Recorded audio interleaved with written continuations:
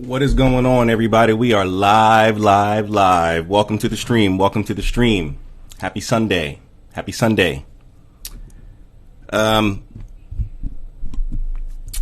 went to go see Oppenheimer yesterday, and I think I need like the rest of the weekend to let it settle in.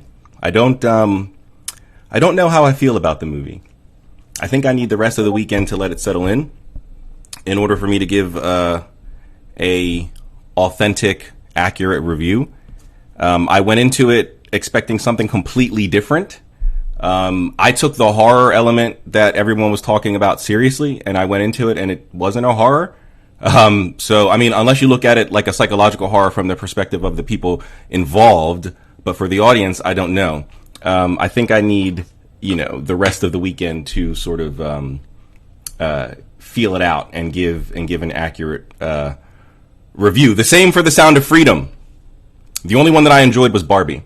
Sound of Freedom was not what I expected, and Oppenheimer was not what I expected. But Barbie was a fantastic little flick. Hi Barbie. Hi Ken. Barbie was great. But Oppenheimer, I'm going to need the rest of the weekend to be able to give an accurate review on Oppenheimer, and Sound of Freedom was one that could have waited for streaming. So I'll be able to give a full review on Oppenheimer probably like later in the week. But for today, Jay Dyer has released a video recently on his thoughts, he and his wife's thoughts, or his wife and his, I should say. Sorry for any grammar Nazis in the chat. I apologize. His wife and his. Please forgive me. Do not cancel me for my inappropriate grammar. His wife and his. I do apologize. His wife and his opinion on why they believe witchcraft is becoming so popular and occult feminism in their eyes. We're going to be reacting to this video that he put out just yesterday. This is only 24 hours old. So we're going to go ahead and react to their opinions here. For those of you who know my content and you're familiar with my content, you'll know that I'm a big fan of Jay Dyer, surprisingly. He is an Orthodox Christian, and I study Christian theology. And when it comes to Orthodox theology, Jay Dyer is my go-to. I'm a huge fan of Jay Dyer and his Orthodox Christian videos. I'm a huge fan of his debates against Protestant Christians, Lutherans, Muslims, New Agers, Scientologists. He does fantastic debates, and he always brings the sauce. He always brings the receipts. So I'm a huge fan of that, and I'm a huge fan of his geopolitics and his geo-political videos. He's big into, the way the world works, in a modern day context, and why things are happening around the world, in the way that they are, according to different, laws and, cultures and things like that. And he gives an analysis on those things, and I'm a huge fan of that. But his biggest output is what I'm not a fan of, and that's the conspiracy stuff. Of course, being that he is an Orthodox Christian, of course, anything outside of Christianity is the devil to him, including occultism and witchcraft. There probably wouldn't be anything more devilish than occultism and witchcraft to these two, outside of just blatant Satanism, right? So we're going to go ahead and react to Jay Dyer and his latest video on why witchcraft is becoming so popular. Occult feminism. Jay and Jamie Dyer, or she still goes by her previous maiden name because that's what she blew up on. So Jamie Hanshaw. But yeah, so let's go ahead and take a look, and we'll be reacting. So I'll be pausing and giving my own thoughts and my own counterpoints as they provide theirs. So let's see where we net out here, shall we? I'll make it bigger, and let's Dyer, go. Jay's Analysis, and I'm here. Let me know if you guys can hear it. Jamie Hanshaw, and we're going to be talking about the hottest growing religion out there, and that's appropriate because we cover cults, mind control, alternative religions, sects, and groups all the time, because those are often used by the power elite to steer us into a new direction. Even antinatalism from Extinction Rebellion, the Green Agenda, all those things are kind of bound up with the New Age, with worshiping Gaia. And one of those recent religions, and I say recent because we're going to find out the real history of Wicca and many of the offshoots of goddess worship and whatnot, they're not actually that old. I'm not saying that there weren't ancient witches. There were, but ancient and medieval witchcraft doesn't really have a connection to today's religious movements known as Wicca and the so-called traditional witchcraft movements. So that's incorrect. While he is correct that Wicca does not resemble any of the classical or Renaissance systems of magic, traditional witchcraft does. I don't think he understands exactly what traditional witchcraft is. He doesn't mention it at all throughout the rest of the video. He only focuses on like Crowley and Gardner and people like that.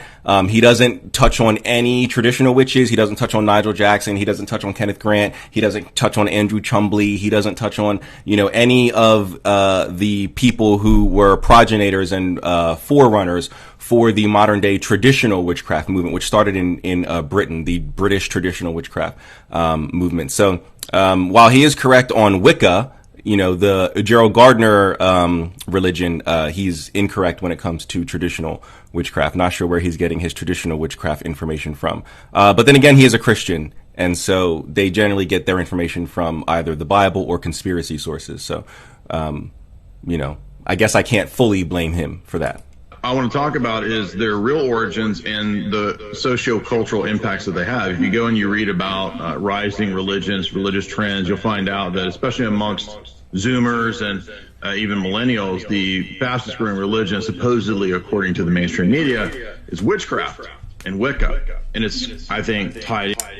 So that's no longer current. This is stuff that I heard about in high school. I was in high school 16, 17 years ago. So he's citing old references.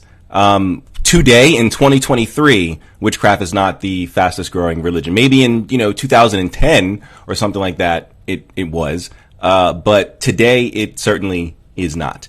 Not sure where he's getting his information. This is very, very, very old news. Over a decade old. Most people, when it comes to statistics, would say that statistics tend to change yearly. Here we are 10 years outside of those headlines, and he's still running with it. Statistics tend to change generationally. Generations are only 20 years. So, I'm not sure, where he's getting his information that, witchcraft is the fastest growing religion. That is incorrect. Into the decline of patriarchy and the rise of feminism and a society that's geared more and more towards what we might call feminine ideas or equalitarianism. So the problem with this is that he is starting off history with Christianity, as if there was no cultures, there was nothing that existed before Christianity, because not to say that there were no other patriarchal societies in the world aside from Christianity, or aside from Abrahamism, right? So aside from Islam, Judaism, and Christianity, that's not to say that there weren't any other patriarchal societies, but the patriarchy got its spearhead through the Abrahamic religions. The adjacent cultures were feminist. The adjacent cultures were led by women when it came to spirituality, right? The women were usually the leaders. So this is a problem when you start history as if it always started out as patriarchal. That's not the case at all. Matriarchy was definitely a thing prior to and at the same time as Christianity, hence all the wars to stomp out all the other religions. They weren't stomping out male-centered religions. They were stomping out a lot of goddess worship, a lot of divine feminine. So to approach history as if it starts with the patriarchy and there was nothing before that, and so if you tear down the patriarchy, that must be a bad thing. That's revisionist history. That's some Quentin Tarantino style, Inglourious Bastard style revisionist history. That's not how it happened. Everyone who's seen Inglourious Bastards knows that's not how that's not how the war went. That's just revisionism. That's exactly what Jay Dyer is doing here. The world did not start with patriarchy. I'm sorry to tell you that there were other religions and other cultures outside of Christianity before Christianity and at the same time as Christianity. So to approach it with the patriarchy was the first thing, and then so anything after that is bad, is a little ridiculous. So So the loss of the patriarchy or the loss of the father archetype goes along with the loss of order, structure, logos, and the rise of the feminine or the rise of the goddess. And that, I think, is not accidental. I think it's by design. So there was no order, there was no structure, there was no logos before Christianity? Then that would mean that Jesus did not exist until Christianity began, which means the statements in the Bible of I and my Father are one and all that is bullcrap, because he would not have existed until the advent of Christianity. He just would have poof appeared. There was no birth. There was no, any of that. He would have just poof appeared if there was no logos, if there was no structure, if there was no order before the patriarchy. Do we believe that? Do we believe that ancient societies were highly disorganized? There was no order. There was no structure. Sure, they didn't have Wi-Fi. They weren't watching The Real Housewives. Okay, they didn't have Netflix. They weren't driving around in their Teslas. No, but the lack of technology, the lack of medicine, does not mean a lack of order, a lack of structure. Logos just means word. I'm sure they were speaking to each other. So now, of course, he doesn't mean logos as the word. He means the word as in the word of God. But etymologically, it just means word. So I'm not sure why he is choosing to start history off as Christianity was there at the beginning. God said, let there be light, and Christian ideals were a thing. No, surely you know your own history. Surely you know the Jews came before you. And they had centuries of work before Jesus came along and was like, you know what? I'm doing away with all this nonsense, and we're going to do a new thing. So, not sure what he's getting at here. Going to get Jamie to give us some insights on the history and the rise of witchcraft. We're going to do Defense Against the Dark Arts class today. Okay. And, because we've studied a lot, along with Wicca, we've also studied... Funnily enough, she follows me. She follows me on Facebook, Jamie Hannishaw. She's like a friend of mine on Facebook. So I don't, not sure why she would try to befriend me, on Facebook. She sends me, their video. I don't know. Is Jay Dyer like my handler? Are they watching me? Why would you want to be friends with a witch, Jamie? She sends me all the videos every time they put up a new video, things like that. It's like, she doesn't talk to me or anything like that, but she'll like send me things. And I'm like, I make content against what you guys make. So it's like you're trying to send me videos so I make content. It's like, what? But anyway. Rosicrucian, Manly P. Hall, Emerald Tablets, Philosophical Research Society, what else? Hermetics, just all of that. Neoplatonism, alchemy, all that. Right. Freemasonry, Egyptology, Golden Dawn OTO, and all of these things have roots in the same ideologies, and They do not. So I've seen all of those videos that they've mentioned. As I said at the beginning of this live stream, I'm a huge fan of Jay Dyer outside of his conspiracy stuff. So I've seen the vast majority of his geopolitical stuff, his debates, his religious stuff. I've seen pretty much everything he's put out over like the last, I've been following Jay Dyer for like 5 years. So over like the last 5 years, I've seen the bulk of his output that is for free. If anything is behind a paywall on his website, I've not seen it because I'm not paying for anything. But anything that is available on YouTube or on his Rumble or that he makes for free on Rockfin, I have seen.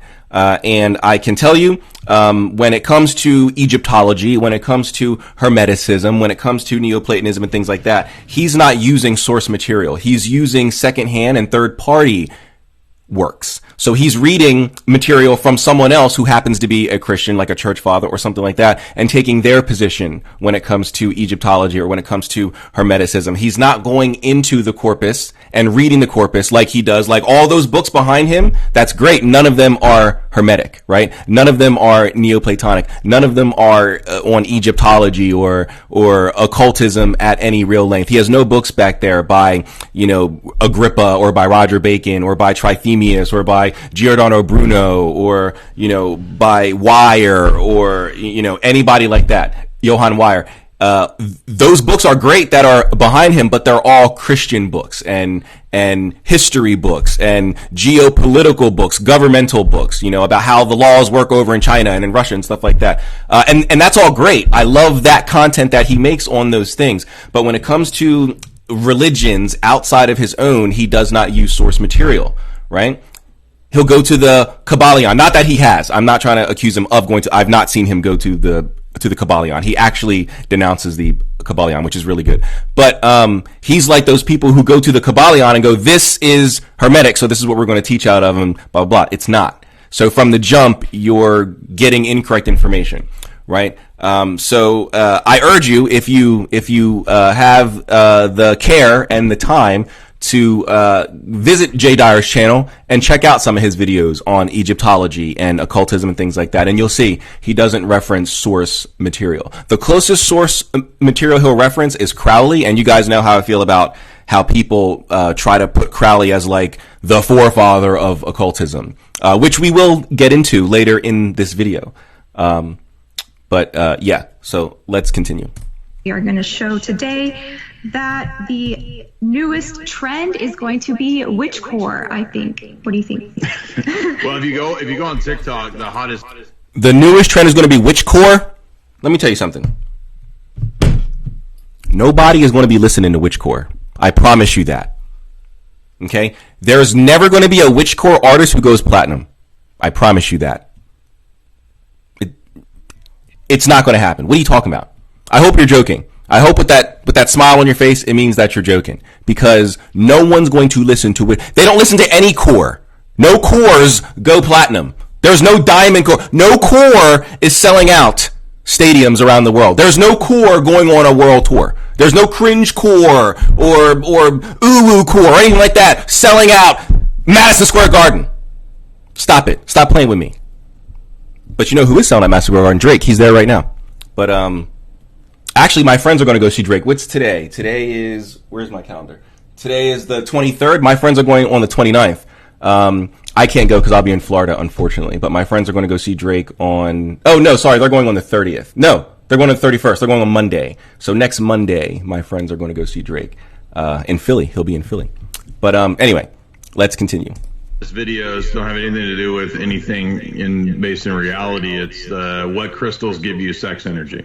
So this is what all the people who are 17, 18, 19 are watching, especially women. They're getting into their crystals and getting sex power from crystals. So that's what everybody who's true. The New Age movement is a major problem. So 10 years ago, I wrote a book about princess programming, and all of that stuff came true. I linked that to androgyny, all that stuff.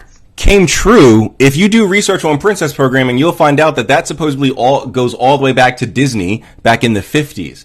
So if you wrote this book 10 years ago, but it's been happening for at least 60, 70 years before that, how would it have come true after you wrote the book? It was already coming true. You see, this is the thing with these conspiracy theorists. They hope that you don't know the history of certain things, right? But if you Google princess programming, it goes back to Disney. Cinderella, Snow, all the princesses, all the Disney princesses. This is according to their conspiracy theory, right? So if you wrote a book 10 years ago and those things are coming true now, that means there's a 60, 70-year gap where princess programming was happening, but it was useless. Are you familiar with a government that does things that are useless and they continue doing it? I don't. That's a waste of taxpayer money. I don't think they would do that. I think they would waste money on things that they can actually use. So, or put it in their own pockets. They're not just going to throw money at stuff that doesn't have a use. They need to justify the spending somehow, or else they get voted out. So they probably spend the money on things that actually work. So that doesn't make any sense. So stuff came true, and now we are going to be seeing the rise of your traditional classic witch, along with the aesthetic of ugliness, is going to be rolled into. It's not rising. Did you miss the 70s? Did you miss chaos magic in the 70s? I wasn't born in the 70s, but they were. Did you miss all that? Did you miss the satanic panic of the late 80s, early 90s? Did you miss that?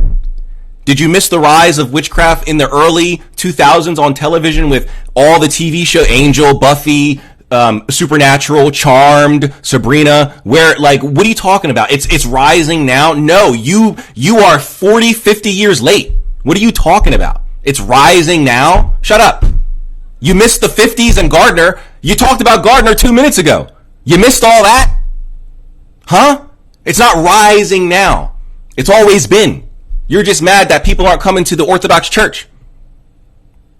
You're just mad that you and your beliefs are stale, old-timey, old stuffy white men just sitting around, not doing nothing. Some of us want actual soul elevation. Some of us want actual interaction with God. But no, we have to take 50-year-old practices and call them rising now. We have to take headlines from 10, 15 years ago and act as if those are the headlines now. No. No, Jay and Jamie. No. Well, that's relevant because the archetype of the witch is the hag, right? And the old hag who's childless, barren, sterile, and there's then the notions of she consumes the children in some way. And those myths, those stories have a basis in reality because... In what reality? I with a professor this week on my channel, and we were talking about, he did a history of witchcraft from a biological and sociological perspective, and he was talking about how this is really the predecessor to modern feminism and to abortion, is what witches were doing, you know, in the 15th, 16th century. How? Can you elaborate on that? And also, no elaboration. Just make the claim. That's it. I just make a claim and then we move on. There's no elaboration. I thought this video is supposed to explain, right? This is called "Why is Witchcraft Becoming So Popular?" So give us the answer. You didn't give us an answer. You just said, I talked to a professor and they say that this is the predecessor. What they were doing in the 15th and 16th centuries, witches, well, what were they doing? What were they doing? What was a predecessor to modern feminism today? What were witches in the 15th and 16th century doing? I would love to know. I mean, I know, but I don't think he knows.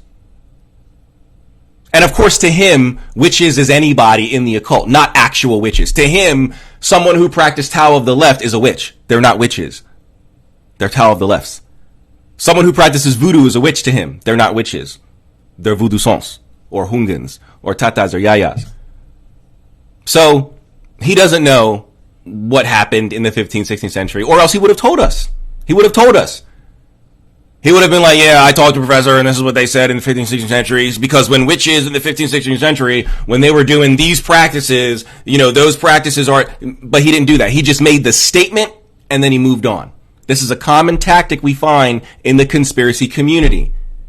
They make statements and they try to make it seem as if it's valid by, oh, I talked to a professor. What professor? What was their name? Can we do professors are on the boards of schools. We should be able to go to the school website, look up that professor, find their credentials, and do research on them. Who is this professor? What is their name? What school do they teach at? Or do they, you know, whatever they do, give lectures or whatever. There's different types of professors, so I can't say that they teach, right? But, what school are they affiliated with? Why can't we know this?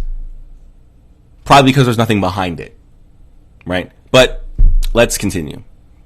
Link it to the music industry and the fashion industry, and they say that fashion is the witch's greatest friend. And we saw all of that. What? So, guys, I'm sorry to like pause this every 2 seconds, but what? Fashion is the okay. How can you mention? Okay, I'm getting so. How can you mention Gerald Gardner literally 3 minutes ago? Gerald Gardner is the progenitor of doing magic naked, sky-clad, in the nude. But clothes are a witch's greatest friend? You're just ignoring all of the knowledge that you so-called have about witchcraft. You should know, if you know anything about Gerald Gardner and the start of Wicca, sky-clad comes from Gerald Gardner. At least in a modern context. That's not to say that nobody did magic naked before Gardner, but Gardner was the one that made it popular in the context of modern day witchcraft. But then on the flip side, you go and you say that clothing is the witch's greatest friend. It doesn't make any sense. You can't espouse Gardner as the greatest evil in the world because he gives us witchcraft and all the witchcraft teachings, but then you forget the one teaching about being naked. What? It doesn't make any sense. It makes no fucking sense. Are we naked or are we not? Do clothes matter or do they don't? What is it? What is it? Stop playing with me. Clothing does play an important part in Western ceremonial magic, but that's not witchcraft. There are entire books written, such as Martin Duffy's The Devil's Raiments, that are written about about clothing or the vestments in Western ceremonial magic, in grimoire tradition, in Solomonic magic. Yes, the garter, the robe, the crown, the lamens, the lion skin belt. Some of them even have shoes, the robe. These things are important in Western ceremonial magic. That is not witchcraft. Witchcraft is decidedly, you don't know this, Jay Dyer, but witchcraft is decidedly European. There are no witches in Africa. There are no witches. Well, okay, maybe now there are, but in times past, there were no witches in Africa because witchcraft is not an African practice. They have their own versions of magic. Witchcraft is European. There were no witches in South America because that is not a South American practice. They have their own magical practices. It might resemble witchcraft because it's all magic, but it's not witchcraft. Witchcraft is decidedly European. What the hell are you talking about, Jamie Hanashaw? What are you talking about? Clothing is a witch's best friend. But yet, in the same breath, 5 minutes ago, or 3 minutes ago, you espoused Gardner as the father of all of this. Gardner taught about Skyclad, which is doing magic in the nude, doing all your rituals naked. They even talk about how Gerald Gardner liked to smack women's butts. That was like he used to go around fondling women while they were naked during ritual because they were naked. They weren't clothed. They were naked. But clothes are the witch's greatest friend, right? You're not making any sense. But your audience wouldn't know to ask these questions because they just assume that you've already done the research, so you know what you're talking about. No. They're smoking weed out there. I want some. But I can't. I'm live right now. So. Anyway. Play out with the Balenciaga scandals and the people that were linked to that. So you're going to be seeing more of what did Balenciaga have to do with witchcraft? Please, goats' heads. Please tell me. Blood, bodily fluids, nasty things, even more. Well, Target, right, just did a bunch of this, right? Yes, and we'll get into Target deeply when we get to the end and the point of what we're making in the show. Okay. So it's going to be gore. It's going to be... What's going to be gore? The fashion trends. The coming future. fashion trends. Yes. We're predicting... Which has to do with magic how? So because people in fashion want to push the envelope and be more edgy, that's because of witches and that's because of demons and the devil? How? Why? That doesn't make any sense. Oh, but if they decided to, instead of gore, if they had a sun coming up over the mountain, would you then say that was Christian? No. But if it's not Christian, then it must be the devil. Like, that doesn't make any sense. Coming fashion trends is witchcore, gore, goat's heads, androgyny. But isn't it already here? It you say it's going to get more popular? But you're going to be seeing it more and more. Okay. So right now it's in the high fashion world. It's in elite Hollywood. It's at Met Gala. But now it's at Target. Now it spills down. Exactly. Yeah, right. It trickles down to Target, and it's going to be in the lower levels of culture very soon. Your little niece is going to be wearing a pointy hat and riding a broomstick for fashion reasons. What? I've never seen this in my life. Maybe during Halloween, but there will be no children walking around in the middle of July with a witch's hat on. It's not happening. What are you saying? What are you talking about? What? Just going to see a 5-year-old walking around the mall, la, la, la, in the middle of January, wearing a witch's hat and a cape with their Harry Potter wand? No! Not unless you're at Disney World or Disneyland and you're in the Harry Potter world, okay? Or you're at a Harry Potter convention or something like that, but you're not just going to see some little girl wearing a witch's hat or a little boy wearing a wizard's hat running around the park. It's not going to happen. What are you talking about? This isn't going to be a trend. What are you saying? And you've got no evidence that this is even happening. And no one in this chat, or no one who's going to see this when I put this on YouTube, can say that they've been walking around a park on a random day, not related to Halloween, not related to any nearby Harry Potter convention or Comic-Con or anything like that. Outside of any of those things, outside of LARPing, you're not going to see children just running around the park or the mall or Target or whatever wearing witches' hats. What? What? If witchcraft, if Satanism is just an inversion of Christianity, do we see a bunch of Christians running around wearing the Pope's hat? No, we don't.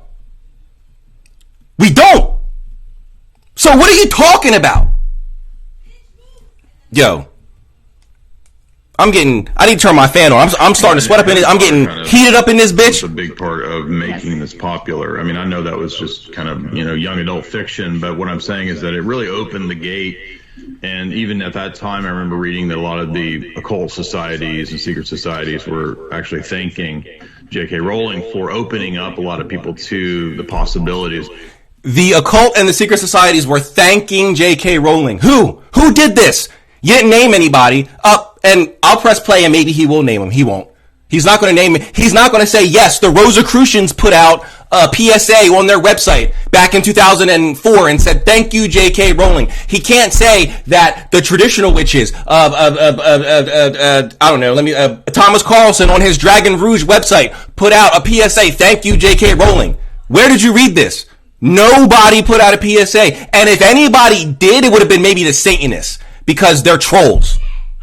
The same people who wear baby masks and stand outside of a church protesting abortion. They're trolls. So I can see the Satanists doing it because they're children. They're 15 years old, edgy goth lords. So I can see them doing it.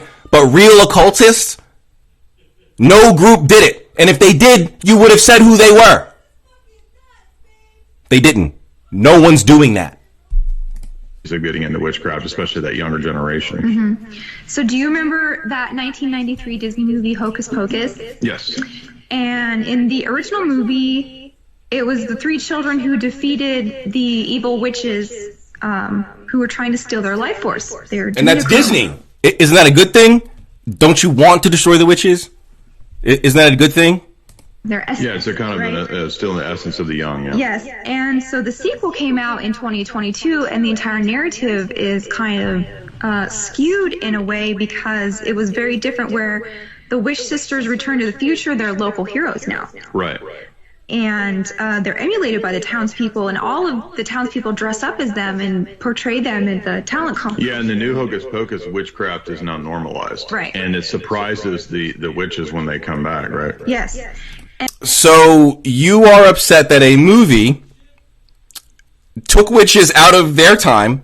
I don't know when the witches from Hocus Pocus were supposed to have been. I don't know if it was like the 13th century, the 15th century, the 17th century. I don't remember when the Sanderson sisters, according to the movie, were supposed to have been around.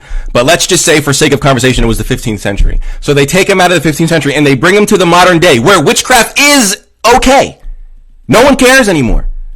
And you're upset that they are portraying the world as it is and not by your Christian fantasy? You're upset that they're portraying the world as it actually is, as people don't care? No one cares? I've never been persecuted for my occultism ever in my life.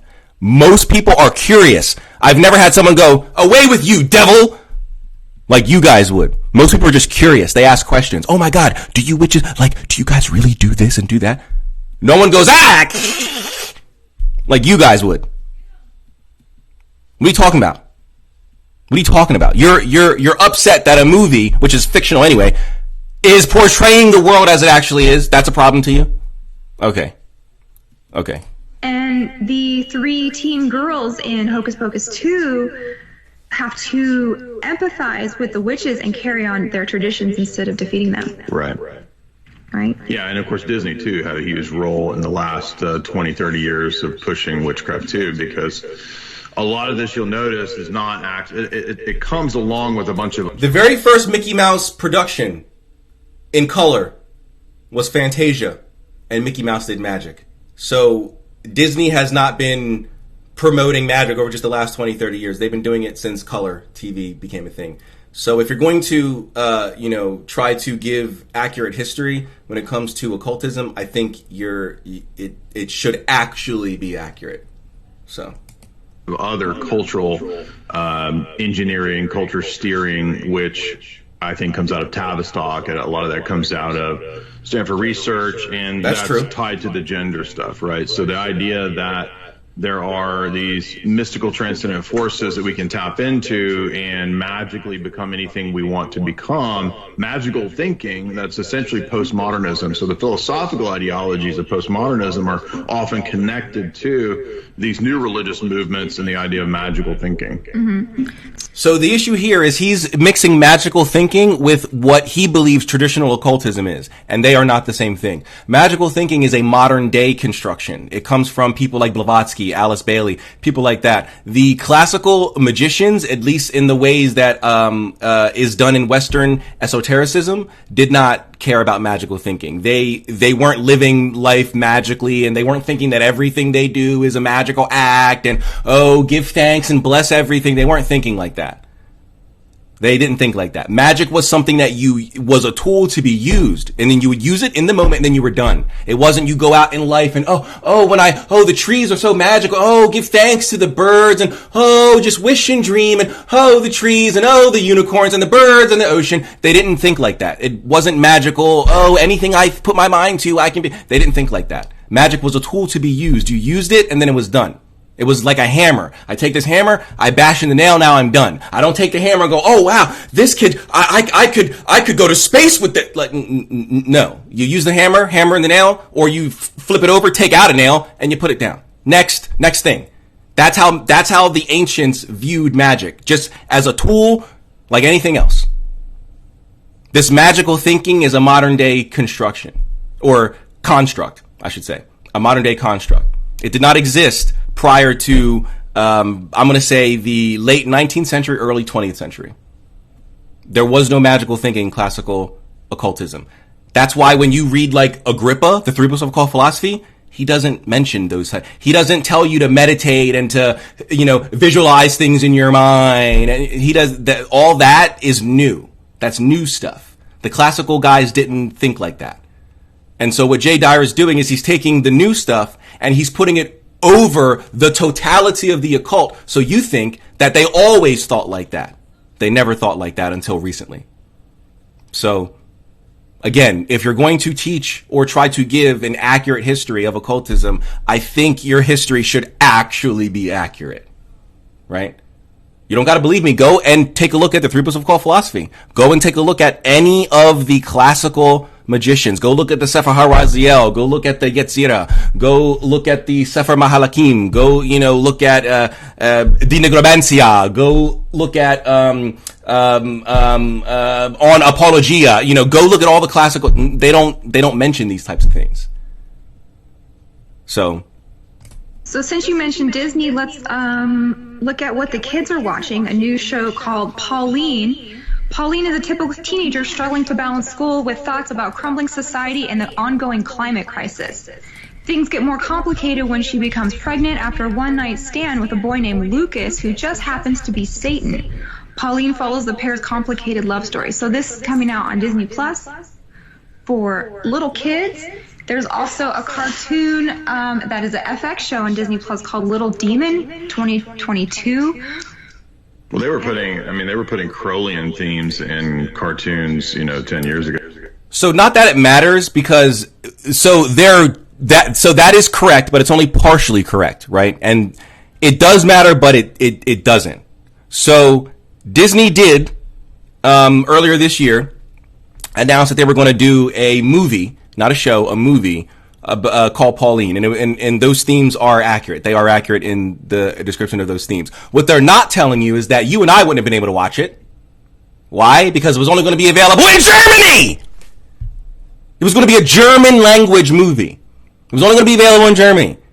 It wasn't for the masses. It wasn't for America and Australia. I mean, now, if you speak German and you have a VPN, then okay, sure, you could go ahead and put it on. But it wasn't for the world.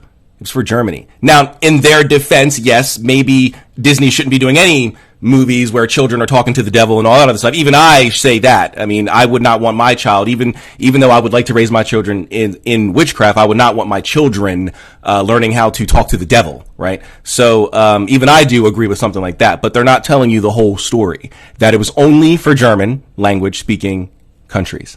So it wasn't going to be for the world. It was for Germany. And they're, German speaking Switzerland and German speaking Belgium. That's it. So.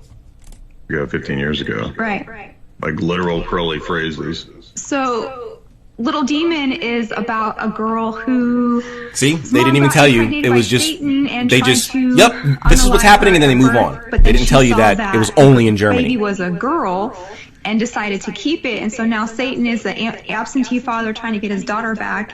And the mom is a Baphomet character and has tattoos all over her and is very muscular like a man but with breasts. And there's actually a scene where the mom gets naked and does in cartoon version, does a spell to go to the other side, and she looks exactly like Baphomet.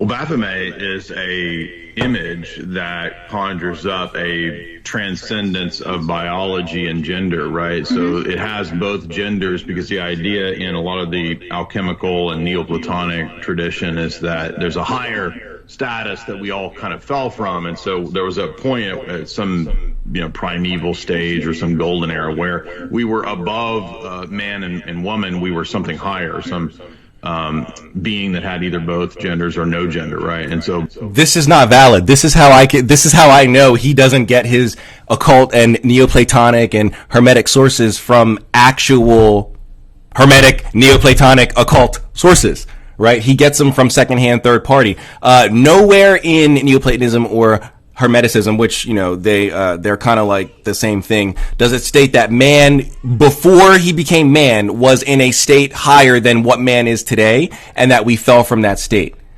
The fall of man happened before we even became man.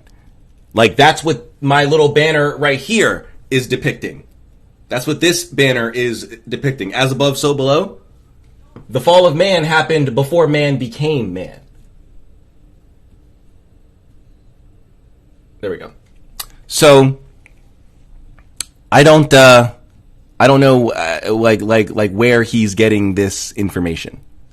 Falling into genderhood, a lot of the Neoplatonic idea, then put us into this situation where humanity's problems result from being different. And so if we can make everything unique. Where does it say, what Neoplatonic text says that? Everything being unique. Where is this stated? Kind of homogenized. Then we could get rid of all the battles and the warfare and the distinctions that we have, right? Toxic masculinity is what causes. I think they're trying to show the cartoon. I don't know. I've never seen whatever this show is. Make men more feminine and women more masculine, we could all kind of be this equal Aubrey type Plaza of thing, this new creature. She's from my state. The higher original being, or the original single cell organism, which was not gender, that was not any kind of distinctive thing. It was something higher that we evolved into, or we fell into, which then caused the differences and the distinctions and the warfare that we experience. And if we could just all be melded back into one big blob, as Huxley says in the perennial philosophy, then we could get rid of war, we could get rid of all the problems that humanity has. And that's really partly what the Baphomet symbolizes. It's a lot of it doesn't. It's supposed to be balance between polar opposites and all that. That's all it is. One of the reasons that it's hallowed. Maybe if you go and you read Eliphas Levi and his Transcendental Magic, his Dogma and Ritual, he'll tell you what it means. It has nothing to do with all those things that you just said. I promise you it has nothing to do with those things. Just read the source material. You don't need to read Aldous Huxley. How about you go and you read the material from the guy who created Baphomet? Maybe that's what you should do.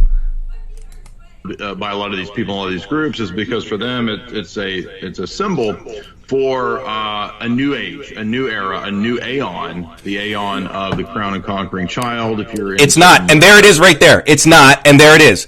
Every time I get on a stream and I talk, and I talk about my problems with occult conspiracy theorists, There it is right there.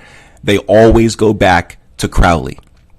As if Crowley is the forefather to all this.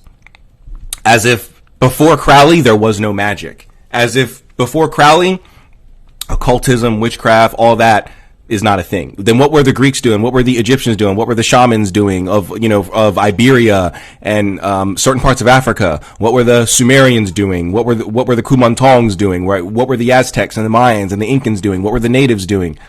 Magic has existed since man existed. So, when you say things like this all goes back to the crown and conquering child, Eliphas Levi was before Crowley. Eliphas Levi and anybody before Crowley never mentioned that. It wasn't until Crowley that the crown and conquering child becomes a thing. So, what are you talking about? How can Baphomet go back to Crowley and the crown and conquering child if Eliphas Levi was before Crowley? What? Esoteric occult societies, they think that this new age is one that will give surpass Christianity. So you had this old age of the Father, and then Christianity, the age of the Son, and now we'll pass on into some new Luciferian age, which will be the crown and conquering child or something like this. Just because that's what Crowley says does not mean that's what we all believe, or that's even what's going to happen. What's funny about this, about what Jay Dyer is saying this, is a couple months ago, I was watching one of his debates. He was live and he was doing a debate. And he does them on Discord, he does them on Twitter Spaces, and he does them on YouTube. But the callers call in on Twitter Spaces, I think. So he was on Twitter Spaces, but he was live on here. But the audio was coming from Twitter Spaces. And the guy was, I think, a Roman Catholic, I think. And they were, debating the various points of schisms, because that's where his church and the Roman Catholics, they differ, was from the point of the schism on, the main schism. So the guy brought up, Jay Dyer was saying how, like, if the church fathers didn't espouse it, if the church fathers aren't saying it, then we don't agree with it, right? And then the guy was like, well, what about this church father who said this, and that? And that's heretical. And Jay was like, yes, that is heretical. Just because a certain church father says something does not mean every Orthodox Christian believes it. There are heretical church fathers. Oh, so that's okay for you and your religion, but everybody else, if one person who practices something similar to that says something, then that has to go for everybody in that religion. Not your religion, but every religion outside of it, right? That's bullshit. If you're allowed to say, hey, just because one Orthodox church father says something doesn't mean we all agree with it, why can't I say, hey, just because one popular figure in occultism says something doesn't mean we all agree with it? Why can't these conspiracy theorists get, and not just Jay Dyer, all of them, why can't they understand that Crowley, that Thelema, that the OTO are minorities within the occult? If you go to actual occult communities that are generic, that are general, they don't talk about anything specifically, Crowley is barely discussed. The OTO is barely discussed. Thelema is barely discussed. Barely discussed. Because Crowley and his Thelema does not denote the entirety of the occult. It only denotes Thelema. Yes, that is a section, that is a corner of the occult, just like Amish is a corner of Christianity. But if I were to go and ask Jay Dyer, are the Amish correct in their belief system? As an Orthodox Christian, he would say, no, we are the correct ones. Why are you the only one allowed to have that? No one else can have that. No one else is allowed to have distinctions. Now, let me put my money where my mouth is, right? Let's take a look at some occult communities. And let's see, and these are going to be generic, and let's see if Crowley and the OTO and Thelema is mentioned. So let's go to Studio Arcanist. As you can see, I'm signed in.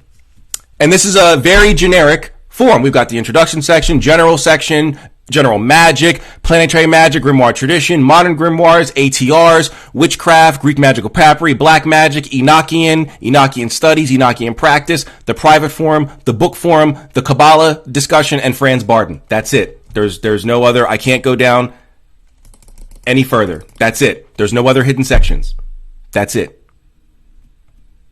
Let's go to the general magic and let's see if.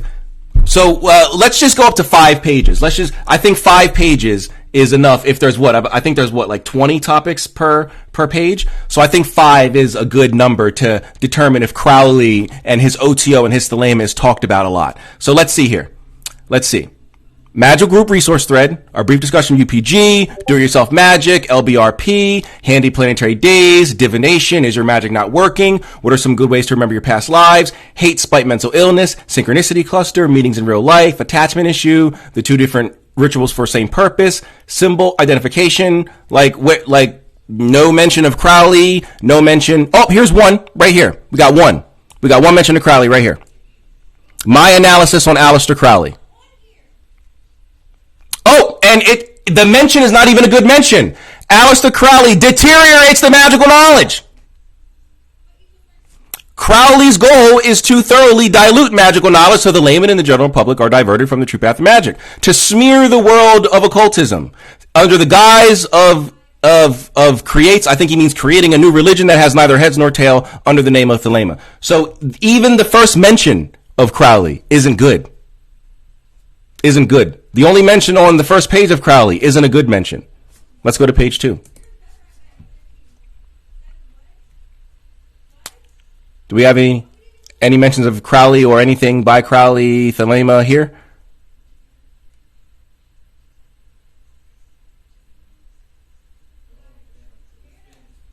A lot of stuff by Ophiel. A lot of Ophiel stuff here. No Crowley. How about page 3? Any talk of Crowley here? R.I.P. to JSK. R.I.P.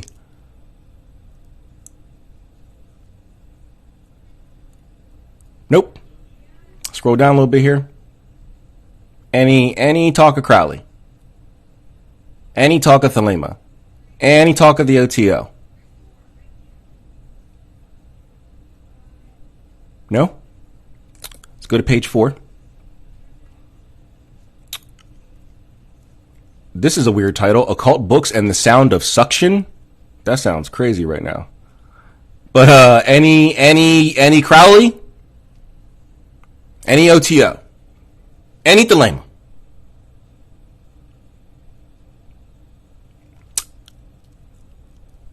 No.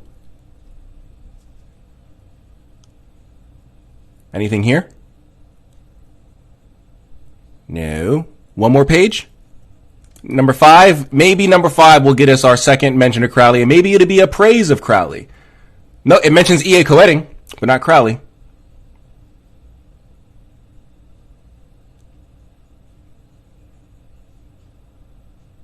My thread from back in 2010. Ooh.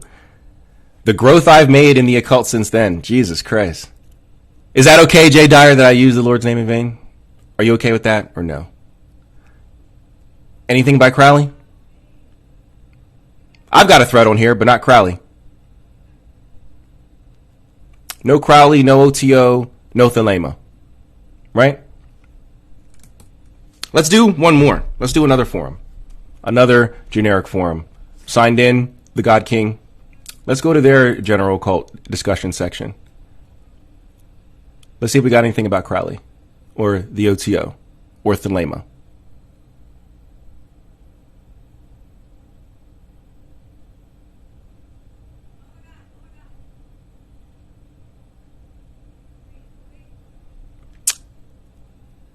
Not seeing any.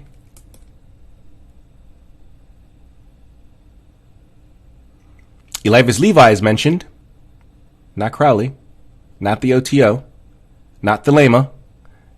The NAP is mentioned, which is Jeff Gray Cobb's new avatar power, but not Crowley. Not the O. I mean, not the O. Not the OTO. Not Thelema.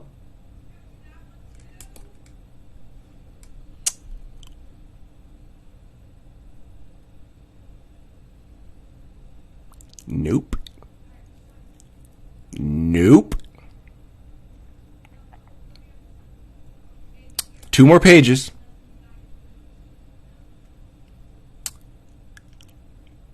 My thread.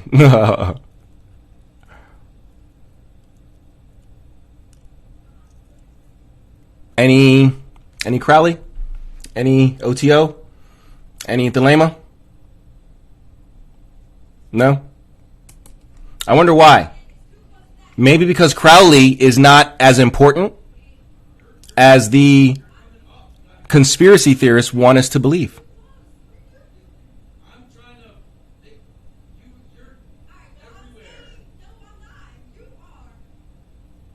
John Dee is mentioned, but not Crowley. So why do these conspiracy theorists have a hard-on for Mr. Crowley? Hey, Mr. Crowley, tell me where have you been? Why y'all got a hard-on for Mr. Crowley and Blavatsky and Alice Bailey and Manly P. Hall, as if these people are the quatrain of the occult, the holy quartet of the occult? If we remove Alice Bailey, it would be the Holy Trinity. Blavatsky, Crowley, and Manly P. Hall are the top 3 sources that these conspiracy theorists use for all of their information. Instead of going actually to go and read witchcraft books, reading Crowley's books. Nope. Where we're going, and the symbol of that aeon or that era is typically something like Baphomet. Well, not only is it a symbol of male and female, of mundane and spiritual, but also of animal and man conjoined, and that's going to lead to man's merging with tech. No, the goat aspect of the Baphomet has nothing to do with man merging with animals. It has nothing to do with the merging of anything. It is to simply show, how can I say this? Terrestrial, chthonic earthen energies, as shown by animals, and celestial energies, as shown by the ring that's around his junk. But you wouldn't know anything about that, would you? You wouldn't know anything about that. The same ring that we see Lucifuge Rofakal hold from the Black Dragon. Or, excuse me, the Red Dragon. Le Dragon Rouge, the Grand Grimoire. The same ring that we see one of the Sumerian deities, I can't think of his name right now, but he's holding a rod and a ring to symbolize his kingship and his godhood. His divinity. The ring represents divinity. But you wouldn't know any of these things because you're not reading source material. You read Blavatsky. You read Crowley. That's the closest you get. Technology and transhumanism. Right, so it's an evolutionary image of ascending from animal to man to whatever the next tech god will be. Mm-hmm. It's not. So let's talk about and some of these. If there's going to be a next tech god, why is that next tech god not depicted in the image? Why is that tech god that we're supposed to evolve into not depicted in the image? We're just going to make it up as it comes along? As soon as we have a tech god, we'll go, okay, well, let's draw the robot in there now. Stop it. High-profile witches. Okay, sure. Well, everyone knows, I think, number one on my list would be Marina Abramovich, and she got famous in 2016 for her spirit cooking. Remember that? Yes. And this is why... all the Democrat elite hanging out, and they're all into witchcraft and spirit cooking and the Podestas and all that, yeah. Well, this is why even when I would... So you have a problem with Democrats hanging out with Marina Abramovich, but you don't have an issue with the Republicans and the Bohemian Grove and all that? What about that conspiracy?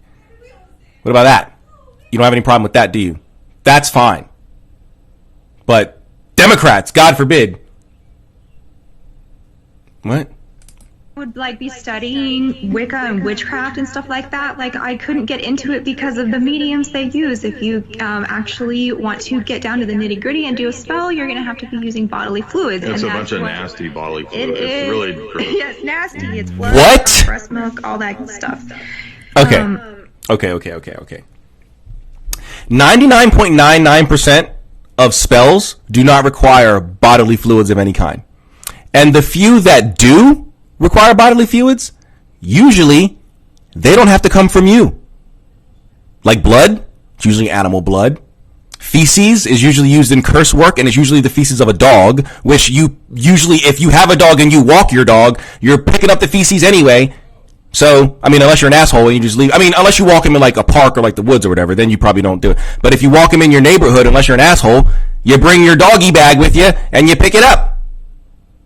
Right? So, and I've never heard of breast milk being used. And I mean, I'm not going to sit here and pretend to be familiar with every single occult system around the world, but I've never heard of breast milk being used in any capacity for anything within the occult. So I'm not sure what they're referencing there. But once again, they're taking one thing and they're putting it on the totality of the occult.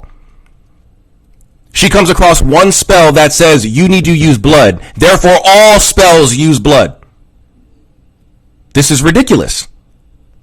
This is ridiculous. If you want to get down to the nitty gritty, you have to use bodily fluids. Yeah, it's got to be stuff like gross and disgusting. No, it doesn't. What are you talking about? Do you not go to your local mall? Have you never been to a Barnes & Noble? Have you never just strolled down their New Age and occult section? Close your eyes, spin around 3 times, grab any random book. I promise you, if there are spells in there, they will not require you to poop on it and pee on it and spit on it and then call it a spell. What are you talking about? What are you talking about? Ridiculousness. Ridiculousness. Christian bias. Ridiculousness. Absolute insanity. So she is also famous for her Hollywood mock cannibal dinner parties, right? She's good friends with Lady Gaga, Jay-Z, James Franco.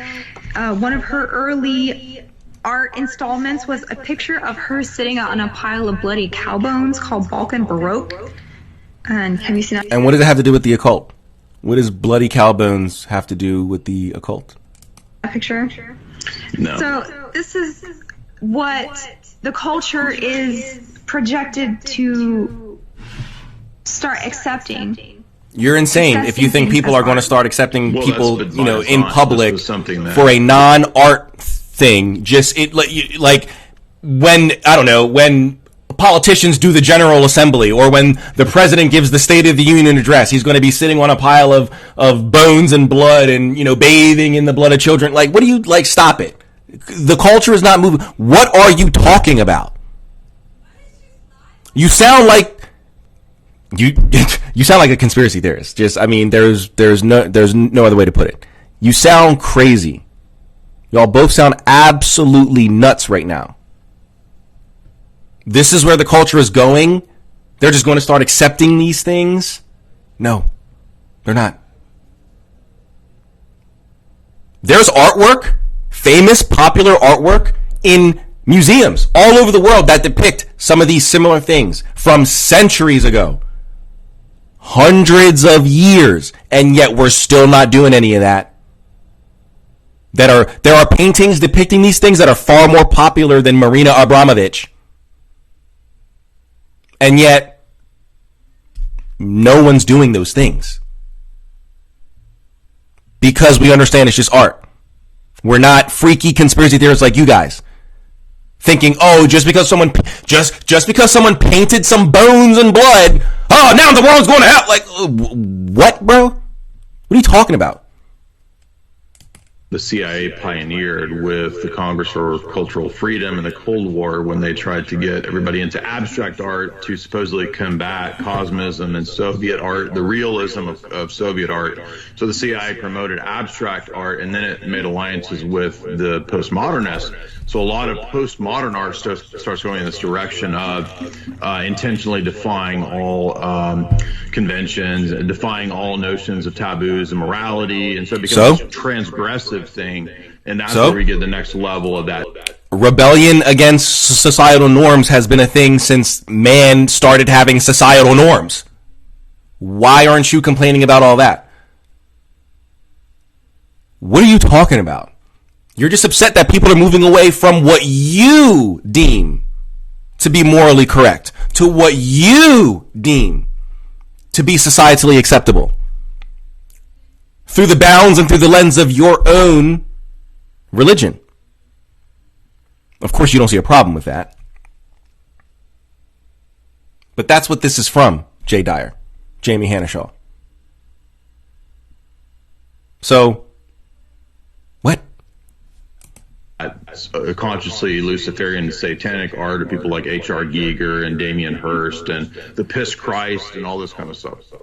So in 2020, Abramovich was hired by Bill Gates to do a video advertisement for HoloLens 2, which was a headset designed for mixed reality, right? Yeah, I made a YouTube video. On this at the time. I remember that very well. Well, luckily it was only up for less than a week before it was given 24,000 thumbs down. It got bombed. On YouTube, we do not want your gross witchcraft. But then in 2021, they unveiled a art installation piece by her to the victims of the Holocaust in Ukraine called Crystal Wall of Crying, and that was attended by Zelensky and the presidents of Israel and Germany, and which is supposed to be symbologically linked to the Wailing Wall in Jerusalem. So she has got some very powerful friends in high places who are what does it have to do with witchcraft? Students of hers, and she is considered their mentor.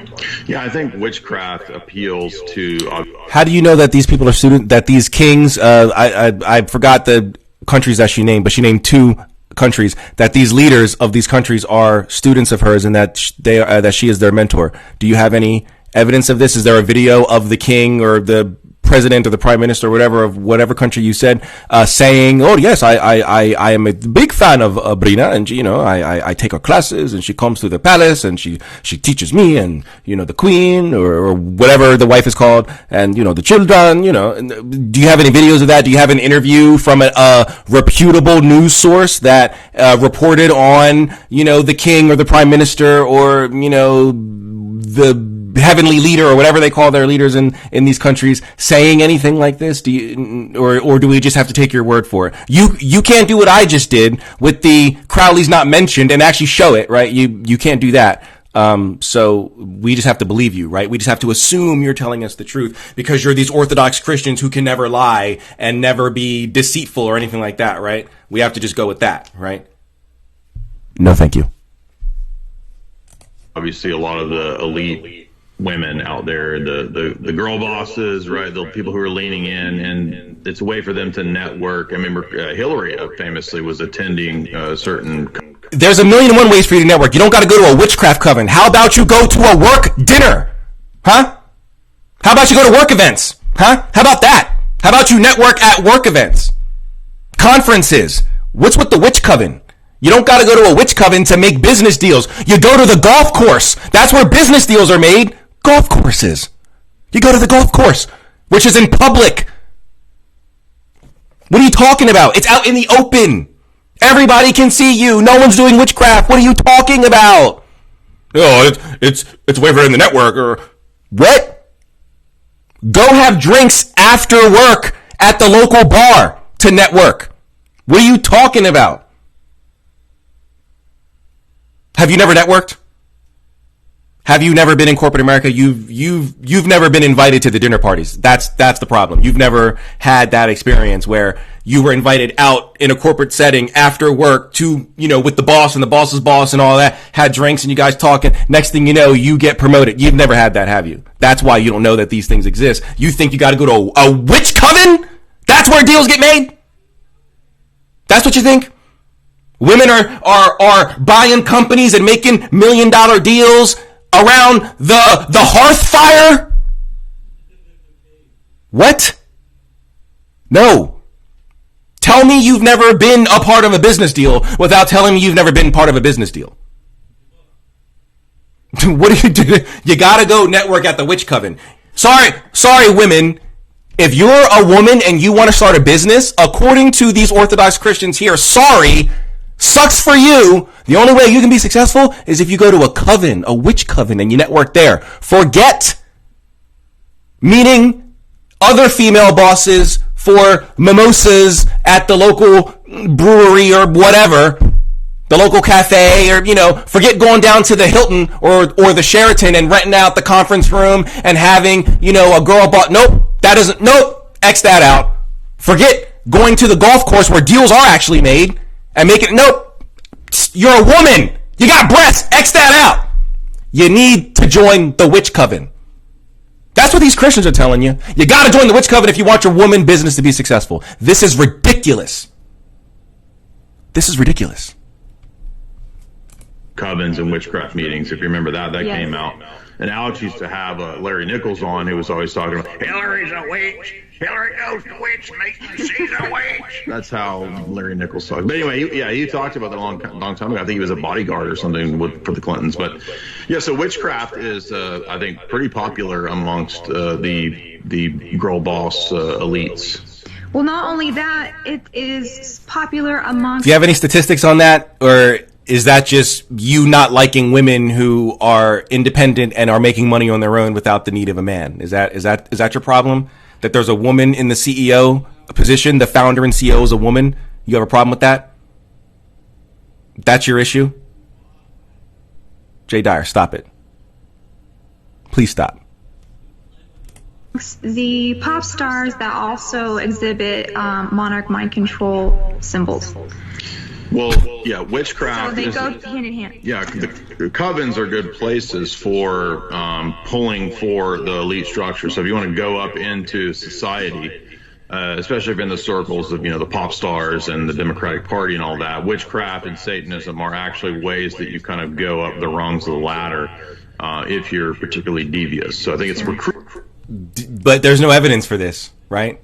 There's no evidence that this or the Freemasons or any groups like that are feeder groups for the deeper Illuminati, groups and, whatever, organizations, right? This is ridiculous. Do you want to know where, if the groups that they claim are Illuminati, the Tavistock and Council on Foreign Relations and all that, do you want to know where they really recruit you from?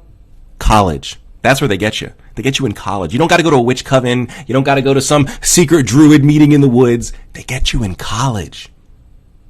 Now, and if you're already, if you're rich and famous and all that, then, you're kind of already in. But for those of us who don't come from a wealthy background, but we got the brains, we have the mindset, they get you in college. They don't get you from a witch coven. It doesn't make any sense. They get you in college.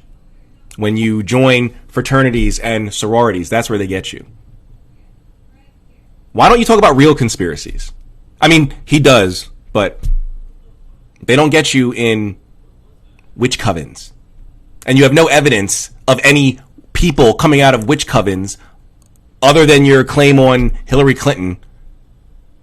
You have no evidence that anybody came from a witch coven and made it up through the ranks in politics or Hollywood or anything like that.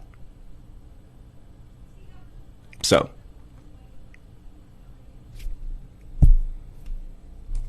and for anybody who now or in the future when this is a video on YouTube, in the comments you try to say, oh, well, what about Sammy Davis Jr. and all those people hanging out with Anton LaVey, the founder of the Church of Satan? They were already famous. So that nixes your whole, in order to get famous, you got to do these things. They were already famous. Sammy Davis Jr. was already Sammy Davis Jr.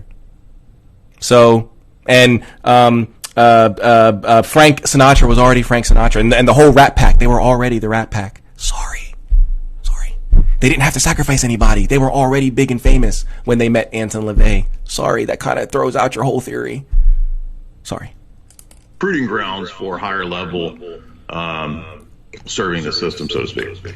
So one of the premier examples of this is Madonna, who makes... I love how they don't give any examples. Like, I always stop him like right before he's about to end, and then I let him go, and then he ends. Like, he never gives any actual examples, no sources, just... this is what I'm saying, and you have to go with it. Kabbalah mainstream. Yep. Kabbalah's not mainstream. Is famous for blasphemous. I promise you, you walk down the street, you grab 10... I promise you right now, go out in public, go to a public park, go to your local mall, and just, hey, do you know what Kabbalah is? And talk to 10 random people. I promise you maybe one would know.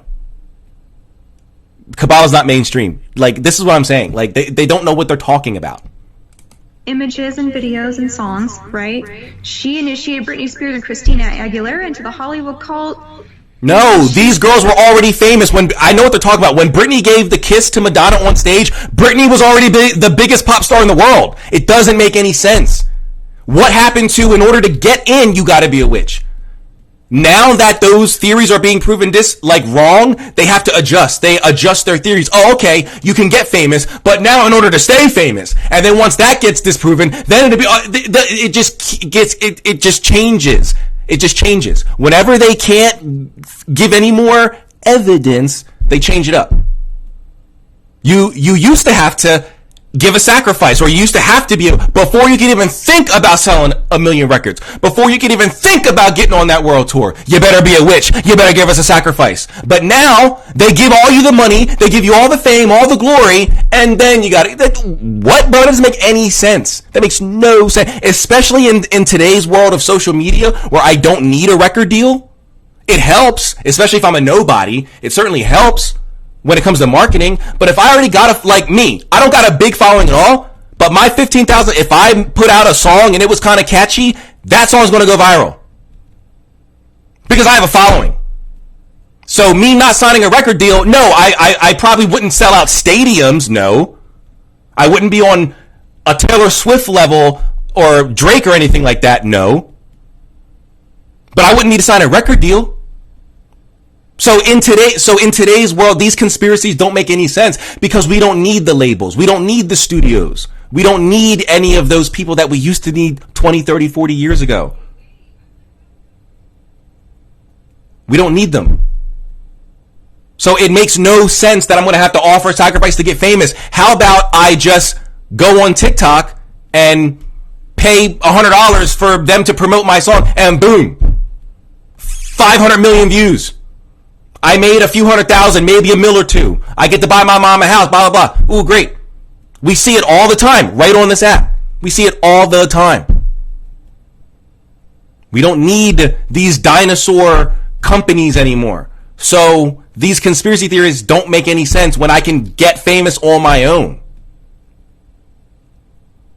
Oh, they can cancel you. They can block me on TikTok. But again, if I already have a following, if I have a website, they can't take that down.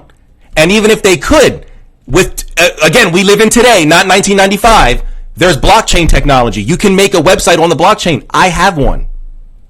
It mirrors to my current website. So there's nothing on it. If you go there, it'll mirror to my .com. But I have a .crypto and a .eth domain. They both mirror back to my main website. You can't take down those because those exist on the blockchain. That's why you can't cancel people like Alex Jones, because he has his own thing. Sure, he's not on YouTube, but he's got his own website. He's on Rumble. He's got his own site that he streams from. He doesn't need, as he would call it, the Matrix. I don't need the Matrix. I don't need the globalist. So all of this, you need to sell your soul. You got to be a witch. You got to offer sacrifice. It doesn't make any sense. Maybe if it was in 1985, it makes sense. But not in 2023. Not when I don't need any of these other companies. Maybe to get started, I'll need them. Sure. But once I get on, I don't need you anymore. I don't need YouTube anymore. I can stream from my own platform as long as enough people come over. Just like Howard Stern did for XM Radio back in the day. XM gave that man $300 million.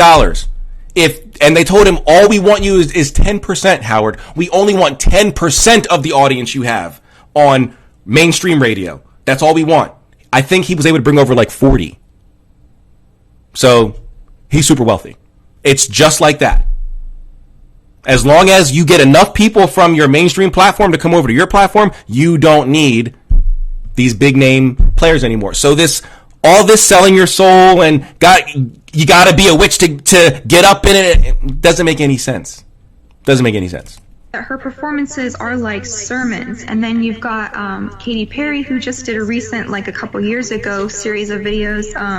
It had the classic witch on broomstick themes. One of the videos called "Cry About It Later." So, and then just recently, Taylor Swift and her cult.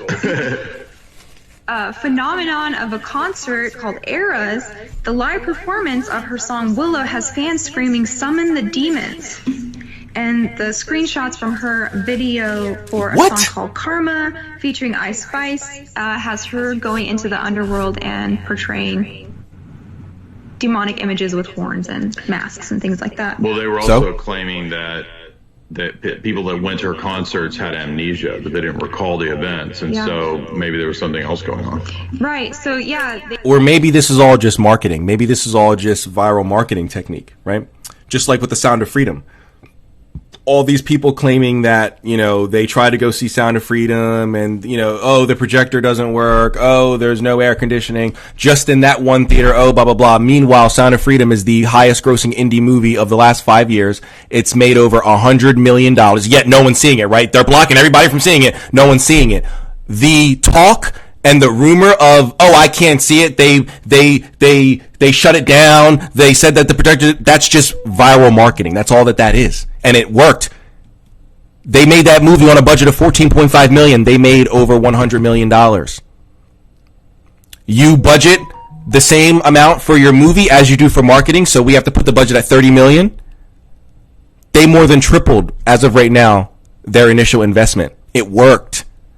It worked. So maybe all of this "summon the demons" is just viral marketing. And guess what? It worked. They couldn't remember anything that happened, only that they had a transcendental experience. No, they didn't. There was another article about Taylor Swift where a therapist said that over 50% of my female patients that have mental illnesses are also obsessed with Taylor Swift. So, some links to think about. Yeah, that's one psychologist. I mean, whether they're witches or not, every one of them individually, they utilize the same principles, right? I think such as what? Talked about Anton LaVey says that you. So what? You pull from. Who cares what Anton LaVey says? Just because Anton LaVey, the founder of modern day Satanism, says something doesn't mean that all witches, especially those of us who are not Satanists, which is 99.99% of us, agree with. Skills and strategy and techniques that you have as a woman, including intentionally becoming an object of, you know, attraction, right? Like lust. You do.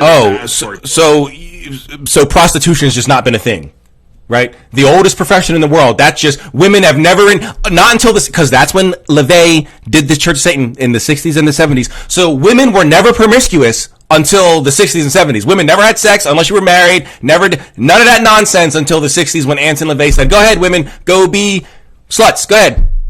What are you? What, bro? What are you talking about? Women have been being women since man first started. What are you talking about? What? Your crap. This is what I was saying earlier. He uses Christianity as the beginning of history. Before Christianity, now he's not saying this verbatim, but according to how he's positioning these worldviews, it's as if there was nothing before Christianity. There was no culture, there was no society before Christianity. Women were always these modest, you know. No, bro. Women have been being women, whether they were modest or not, since the beginning of time. Just like men have been being men. Men have been dogs. We've been putting our thing in everything we can find since the beginning of time. And women also enjoy pleasure too. And so they've been doing that since the beginning of time. What are you talking about? Christianity is not the beginning of history. That is not the start of the world. There were cultures, there were religions, there were societies before Christianity. I'm sorry to tell you. But that's the truth. Right. And what's interesting is that the craft of Freemasonry is the basis for today's modern witchcraft, because Wicca comes out of, actually, it's not an ancient goddess tradition. It's actually Crowley and Gerald Gardner that are the original founders of modern Wicca.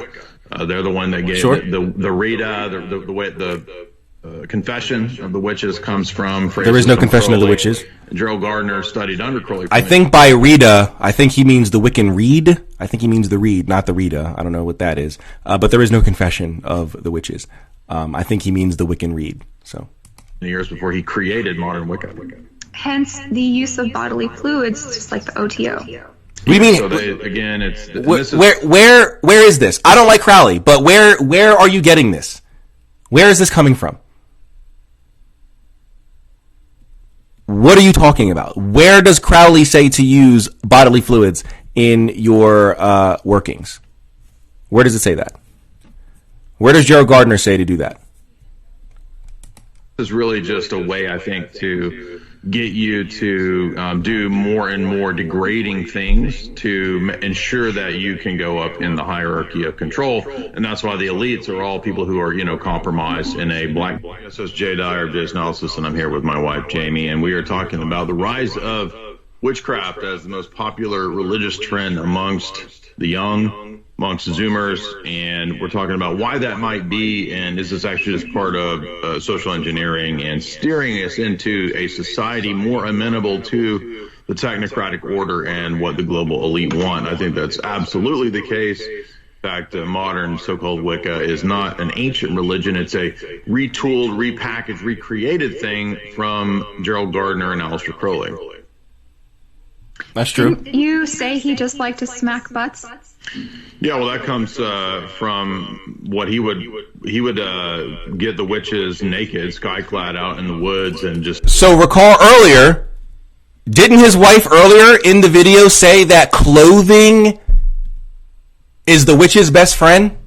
And yet now here's Gerald Gardner. He just said that Wicca is a modern retooling from Gerald Gardner and Crowley.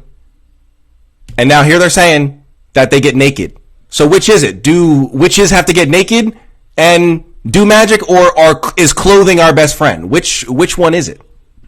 Because everything is so black and white in your, it's either God or the devil, it's either good or evil, right? So are we dressed or are we not?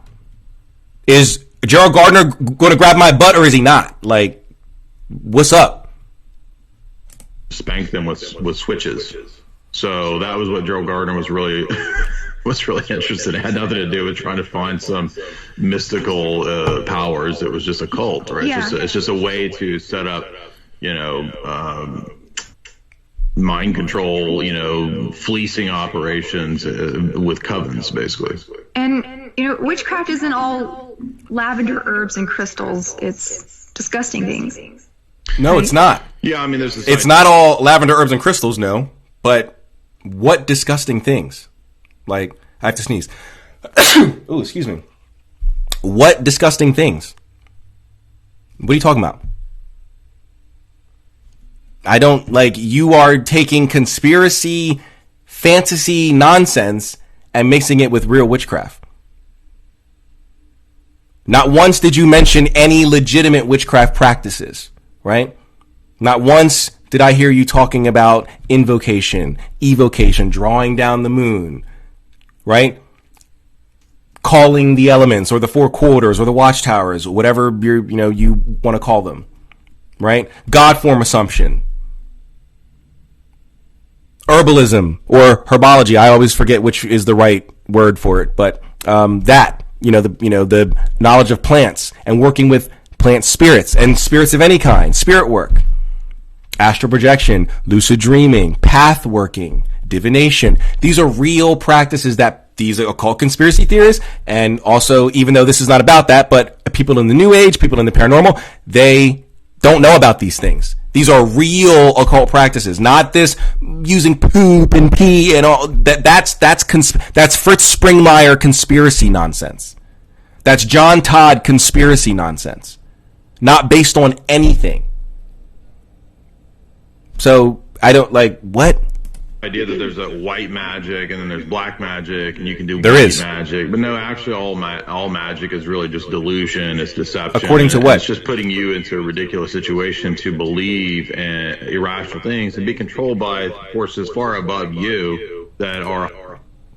But it works. So what delusion? Number one. I mean, I guess if you're in the New Age or you're a paranormal researcher, sure, you're probably deluded. There's a bunch of delusions. But in legitimate occultism, what delusion? It works, right? You cast a spell for a job, you get the job. You cast a spell or you do a ritual to, find a husband, a wife, boyfriend, girlfriend, or whatever, you find one, right? You're sick. You need some healing. The doctor says, oh, well, this is going to, you're not going to die, but, healing, it might be a while before you're able to go back and play basketball again or something crazy like that. You do some magic. Next thing you know, 6 weeks later, you're back out there, right? It's a miracle. The doctor he thought it was going to take 6 months. You're out there in 6 weeks, right? It works. What delusion? How can you delude yourself into believing something is working if it's actually working? Right. I'm sitting at my new job. Like, this is not a delusion.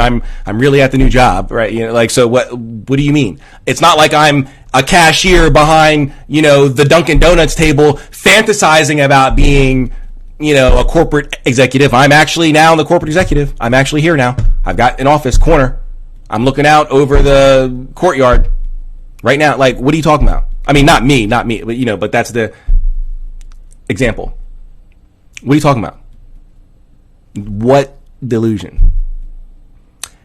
And it puts you under the control of powers higher than yourself. If you don't know what you're doing, sure. But there are protocols to make sure that you are the one in control, especially from a grimoire traditionalist perspective, when you achieve divine authority from your God, the God that you believe in. Jay Dyer, that God imbues us in Grimtrad with divine authority to be able to command the spirits, as it says in your Bible. So, we talking about? Are highly deceptive and highly manipulative. And I don't just mean the demons. I'm talking about on the human sphere as well. Like, a lot of these cults, a lot of these religious groups are actually part and parcel of pushing us into an elite structure, that control mechanism of the Great Reset and all that. So all of these things actually, for example, any nature worship tradition is absolutely amenable to the Great Reset, because it's going to get us into this idea that humanity needs to be depopulated for Mother Earth. We've got to have a global government for Mother Earth, et cetera. So even the alien cults, they all say the same thing. So if it's all going to be for Mother Earth, then earlier when you were talking about how the Baphomet is ushering in this new techno-god, technology, those two things don't coexist. Technology and nature. If everything is going to be futuristic and we're going to be flying around, like the meme show, if Elon Musk was the president, how the world will look. It's a futuristic city with flying cars and shit like that. I don't see a tree.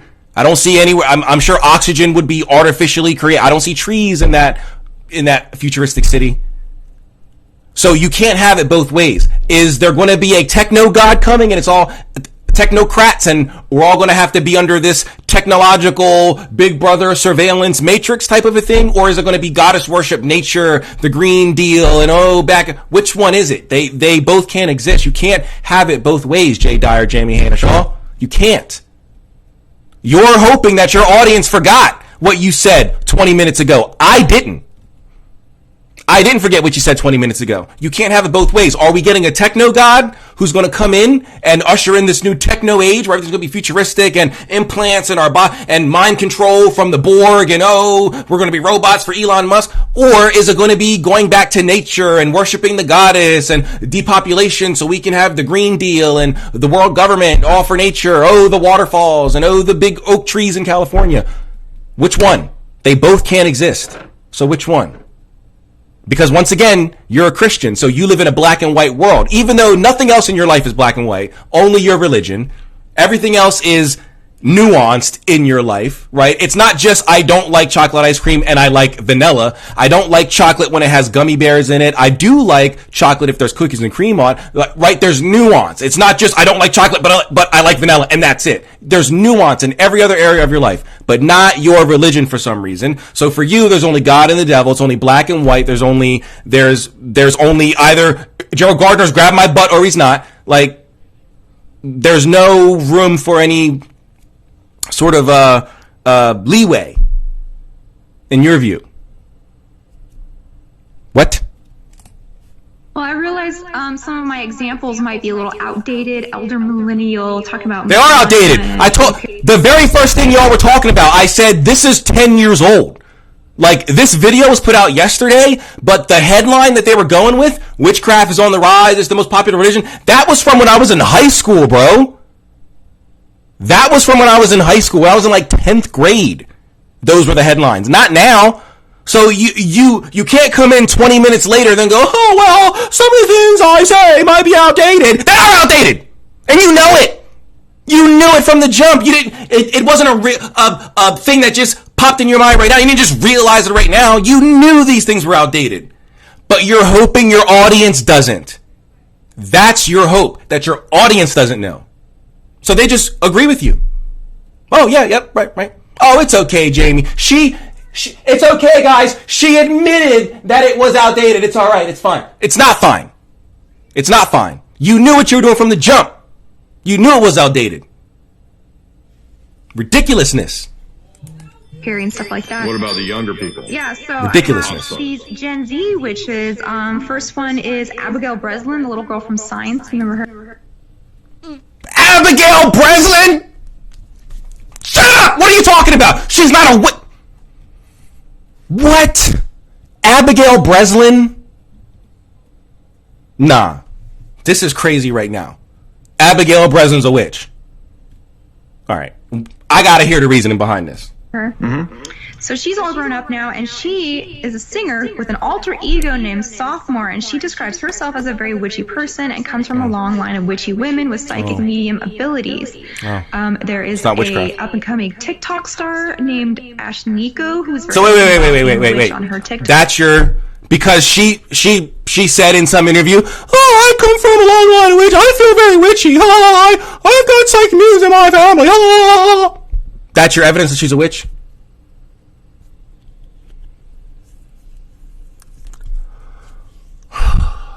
This is...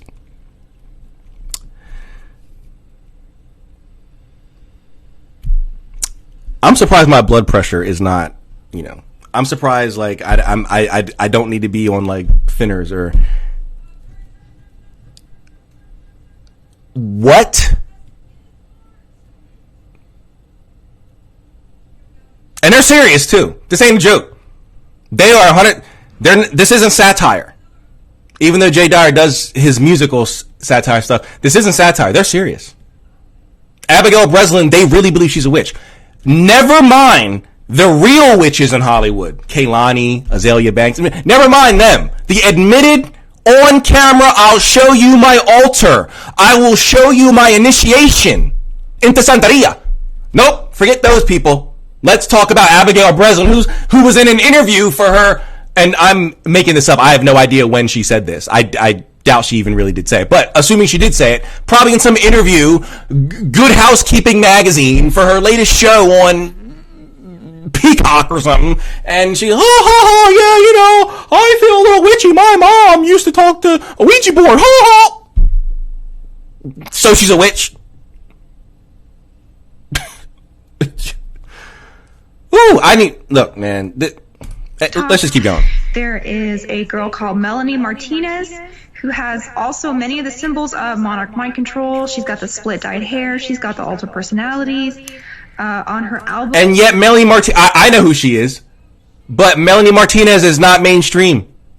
Melanie Martinez is not selling out world tour stadiums. She's famous, sure, but she's not A-list. I'm sorry. Melanie Martinez is probably B-. And that's not a slight on her.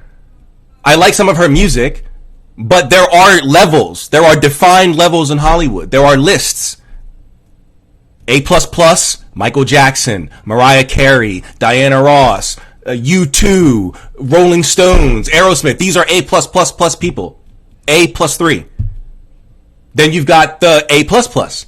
You've got the Tom Cruise, Dwayne "The Rock" Johnson, Drake, Taylor Swift. These are A++. And then then you got the Ariana Grande. Then it goes down from there, right? And all the way down to the D list and all that. We got the list. Melanie Martinez is not A list. I'm sorry. I'm not trying to be mean. Any fans of her in the chat now, or any fans that's going to be when I put this on YouTube, a year from now, and any fans of Melanie Martinez, I'm not slighting Melanie Martinez. But there are lists. And they are based on your current popularity, album sales, tour capacity, meaning stadium. Are you doing little lounges? Are you doing arenas? Or are you doing stadiums? Right? There's levels. Are you doing indie movies? Are you going right to streaming? Or are you big budget, $100 million plus Marvel, DC, James Bond, Star Wars type actor? There's levels. Melanie Martinez is not A-list. So all this talk about her doing all this stuff, she's been at it for years, hasn't cracked the A-list. So either they're wrong, or if just for some reason the Illuminati doesn't want her in. But yeah, she keeps doing it, right? She keeps the split hair for some reason, I guess, is a symbol of Freemasonry. Ooh, the black and white checkerboard, all that bull crap, right? She keeps doing it, but it's not working. So what's your theory there? I hope you know about A-lists. Jay Dyer, you wrote 2 books called Hollywood Decoded. So, album called K through 12. Her altar goes through a portal with an immortal angel named Lilith, and Lilith is a higher up spirit in witchcraft and no, she's not. Satanism. No, she's not. She's a demon. She's always been a demon. There's never been a case. Unless you want to go back to when she was a goddess. But she's always been considered a demon. She's never been angel or any, this is just entertainment. Melanie Martinez is not invoking Lilith. Because she's not A-list. So, what are you talking about? Lilith is associated with child sacrifice and abortion. Right. So this is the demon from the Talmud, a succubus. What? This is who's leading Melanie Martinez through the portals. She's also mentioned in Isaiah. So she's actually in the text of Isaiah. Lilith is. And she's also mentioned in, I think, Epic of Gilgamesh or Inanna, one of those Anunnaki tales. They also talk about her. Her album Crybaby is an extraterrestrial looking thing. So we were talking about the Baphomet earlier with the fusion of different species, different genders, different genetic modification. Yeah. So she has an extraterrestrial. But you also said it was for a techno god. So which one is it? And then you have Bella Porch is also another one with the witchcraft symbolism, and Emma Watson, Hermione from Harry Potter. Stop. Because Hermione played, or because Emma Watson played Hermione, it's not Leviosa, it's Leviosa. Because she said that, she's a witch for real? Next you'll be telling me what Peter Griffin told us. If you poop in your dreams, you poop for real. No! It's fake, it's a movie role. So you believe Jim Caviezel in The Passion of the Christ was really Jesus then? If Emma Watson was really a witch in Harry Potter, then Jim Caviezel was really Jesus in The Passion of the Christ. That's what you're telling me? Arnold Schwarzenegger really is a Terminator. He really he look old to me. I just watched Fubar on Netflix. That man is old. He ain't no robot. He's old. He wrinkly. He got wrinkles. Okay? Sly Stallone ain't Rambo no more. He old. I watched his show on Paramount. The Tulsa King. I watched it. He's old. He's not he don't got a shirt off no more. He's not Rambo no more. He's old now. He aged like humans do. Robots don't age. I mean, computers can get, less and less efficient, but they don't age. They can rust, but they don't age. So, what?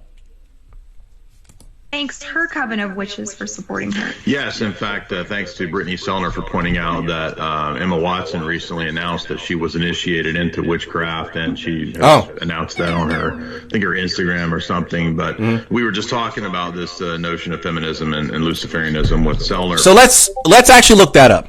I want to look that up. Let's actually look that up.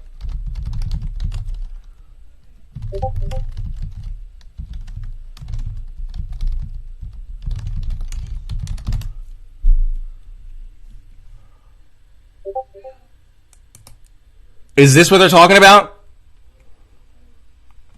When Emma Watson says she's here for all the witches at the BAFTA Awards? So if I were famous and I were to say, I'm here for all the gays, I'm here for the LGBTQ, that means I'm gay too. I must be gay too, right? Women, I hear you women and I support you. I'm here for the women. I must be a woman then. Natives, I see your plight and I'm up here to let you know that I am here for you. I am here for the natives. I do have native blood, so that's not a good example. But I don't know. Chinese people. Everything Everywhere All at Once was great. Parasite was great, but you guys don't have the representation in the United States when it comes to filmmaking as you should. I am here for you. Does that mean I'm Asian? I must be Korean now. Never mind. I was going to say something crazy, but I'm not. That's ridiculous. Or maybe that's not it. Maybe I'll find something. Okay, BAFTA again. Crediting Saturn. The Daily Mail. Do you know who the Daily... This is the UK version of People. Knee pads is what they're called in Hollywood for real, because they get on their knees and any agent, any manager that calls them and says, don't publish this story, we'll give you 10 grand. They'll do it because they don't have a backbone.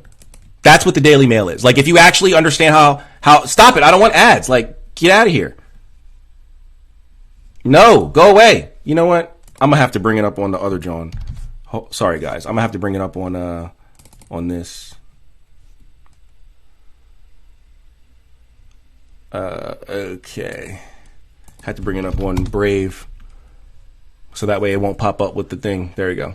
All right. What planet is she on? Emma Watson post crediting Saturn for changing her life. Is actually latest bizarre outburst from self-partner label to witches dig at Jake. So yeah, this is the only, like, when she told at the BAFTA that she was here for the witches. That's not. You lied, Jamie. I mean, I went to Google and tried to find it. You would think if they're promoting witchcraft and they're trying to get all the kids into witchcraft, Google wouldn't suppress it. They would have it. I typed in Emma Watson initiation witchcraft. Should I do Emma Watson initiation into witchcraft? Maybe Google doesn't know what I mean. Nope. Same. Look. I hit it. I hit search. Same thing. So I don't want anybody, he didn't hit enter for real. He just typed in into. He didn't really press it. I hit search. Same thing. I'm here for all the witches. I'm a witch and one guy thought I could fly. Let's see. Harry Potter star recently thanks the witches in my coven for helping her on life's journey. Real witch Lorraine Anderson thinks it's great. She's raising awareness. All right, let's see. The star, she was praised by a real witch for talking about the spellbinding effects rituals and astrology have had on her life. She played Hermione, blah, blah. Thank you to the witches in my coven. All right. Come on. Where's it at? The rich movement is like a civil rights movement. We want to be accepted. Oh, Lorraine Anderson is saying this. They're making it sound like Hermione. I keep calling Hermione. Emma Watson is saying this. Lorraine Anderson is saying this.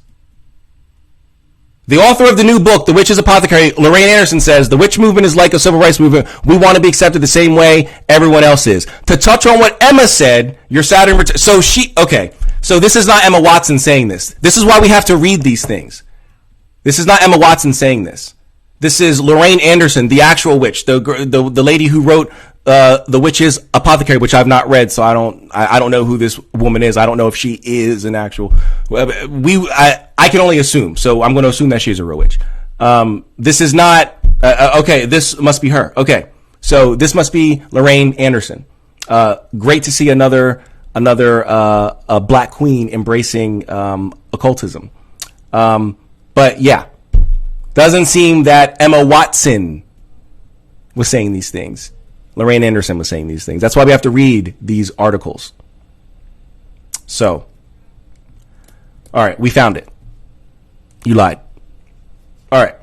From a more cultural perspective, and Jamie's giving us the breakdown from more of an occult, an esoteric perspective. So, you have culture and you have occulture. So we're talking about the occulture today. But yeah, so here you have. You know anything about the occulture? Pop stars. I'm surprised you even know that word. Representing this. So it's not just the older generation of the Madonnas and the Britney Spears and the Katy Perry's. It's not anybody. Well, and why do you think that they reach a certain level and then they get reached out to join it, or do you think that they go seeking it out? Do you think they're recruited, I guess is what I'm trying to say? I think they want to fit in with the culture, and that includes what we're talking about. But I mean, do you think that they're paid to do this, or do you think that they're recruited into it and really initiated into it? Yes, I think they're really initiated into it and paid to do it. So it's a win-win. In their mind, it's a win-win. Right. But what are your thoughts based on? Even, 10, 20 years ago. What are your thoughts based on? You'd have to. Well, but now you can be openly a witch, openly a Satanist. I mean, yeah, sorry about that. Groups, abortion is a sacrament, right? So no, we don't. It's celebrated. And even we don't. What we do in decoding movies and stuff, it used to be more occultist. Subtle. Yeah, subtle, exactly. But the more you learn about magic, it is still subtle. The only movies where occultism is blatant are movies where occultism is the main point.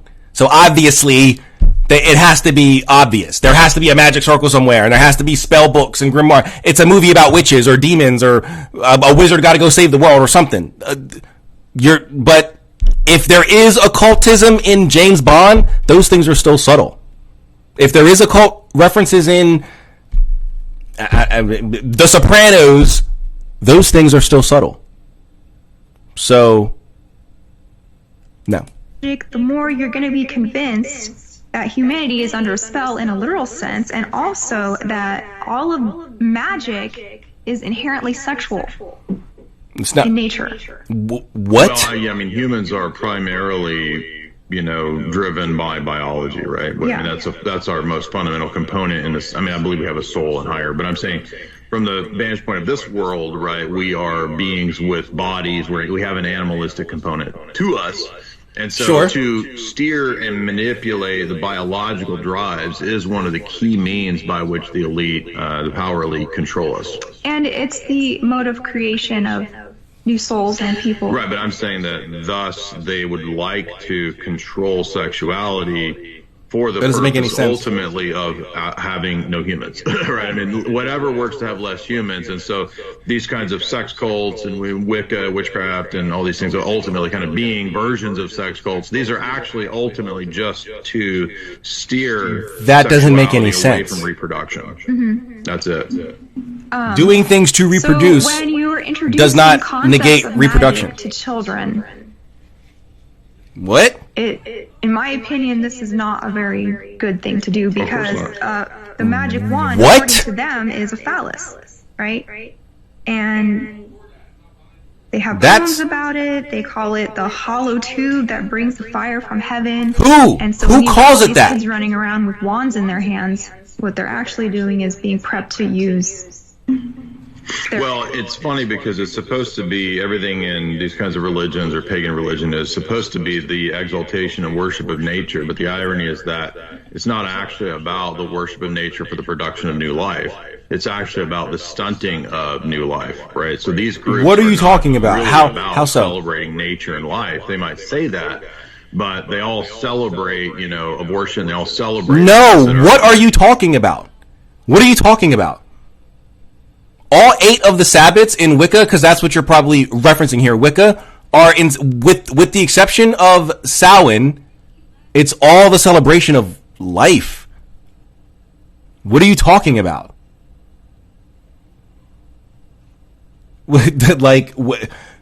Sure, Satanists might be trolling outside of abortion clinics, but there's no witch covens outside of abortion clinics protesting. What are you talking about? Do you explain? No, you don't. Detrimental to human life and civilization. Right. So the wand, the phallus, is not being used to create new life. Like you said, it's being used to force their will onto reality. Yeah, to redirect the sexual impulse into you imposing your will on society and not to have children. Right. And that doesn't make any sense. You're just dictum is that doesn't make any sense. Love under will, and your will is what you're supposed to be Your will is law. There's not a law that you submit to. Your will is the law. And also to get in touch with your holy guardian angel. And I don't have a picture of him, but in our live talks and like what we're going to be doing in LA, if you come to that, your mind is going to be blown like the Tim and Eric meme. Okay. Even more so than it is today. But these guardian angels look exactly like the demons from Childhood's End that they're trying to get in touch with. What? Arthur C. Clarke, who's in the circles of the Crowleyan occultists and the Luciferians, like when he draws the Sentinel, and that's connected to Childhood's End, and that's connected to 2001, right? It has this. Carellen is this demonic looking figure. So because Arthur C. Clarke drew a picture of what he saw, they all look like this. What are you talking about? This is literal insanity. Literal insanity. Once again, it's okay for him to say just because one church father says something doesn't mean we all agree with it. But if one occultist says something, for us on our side, if one occultist says something, then all of occultism has to agree with that. Not Christians. If one church father says something, all Christians don't have to agree with that. But if one occultist says something, all occultists have to agree with that. That doesn't make any sense. That doesn't make any sense. Because Arthur C. Clarke drew a picture, that's what they all look like. Here, and it demands a sacrifice of the children, right? So the idea is that you give us your firstborn, and that's again tying back into that notion of abortion as a giant sacrifice, right? Mm-hmm. To the power elite, so that the power elite can supposedly evolve us into the next phase of human evolution, this new aeon, right? They really do see it as a cycle of human sacrifice, and the idea is that but nature itself is a cycle of human sacrifice and death, predator, prey. So they're saying that we're the priests of evolution is what they're saying by that. Of Jay's analysis, and I'm here with Jamie, and we're talking about the rise of witchcraft. And one of our good friends wrote a good book called Occult Feminism, and she talks about the secret history of women's liberation, actually having its predecessor in witchcraft. Witchcraft really paved the way, you could say, for a lot of the revolutionary ideas of feminism and radical egalitarianism, and that also goes back to the French Revolution. If you're familiar with the excellent book by James Billington, he's not any kind of conspiracy theorist. He's actually a historian. He was a Librarian of Congress scholar who was writing about the trek of revolutionary philosophy and thought. And he notes that a lot of the revolutionaries, time of the French Revolution, Mary Wollstonecraft famously, right? They were early pioneer feminists. And so feminism really has its roots in not just witchcraft, but also what does that have to do with the occult?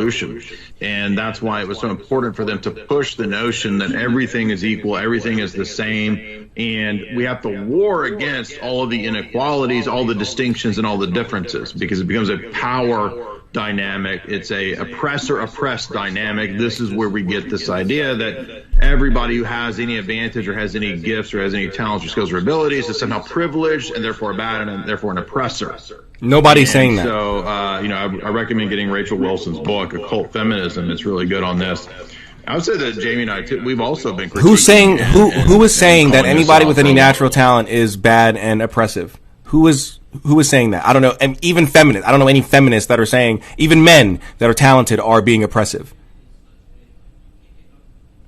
Time, and I know that if you come to our LA event, like Jamie was saying, you're gonna see a really good critique of this stuff when Jamie does her presentation on. Oh, we have to wait. Hollywood, got to pay for it. Control and AI, and how Hollywood's really been prepping us for this, initiating us on a mass. No one's going to ask any questions there. I bet you, like good questions. I'm sure they'll have a Q&A session, but no one's going to ask any good questions. I promise you. People are taught and indoctrinated by stories, by film, and so there's this notion that if we can make everyone equal, make everyone people are not taught and indoctrinated by stories, everyone and everything, or by then film. We'll have this peaceful future.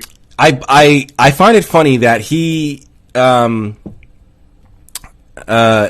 his master's thesis on esoteric symbology in film. So he did a pretty good film analysis, but he still does not understand or has come to the realization that filmmaking is supposed to be a commentary on society currently, unless it's a historical drama or something like that. I mean, sometimes movies are, just that, movies. It's supposed to be entertaining or whatever.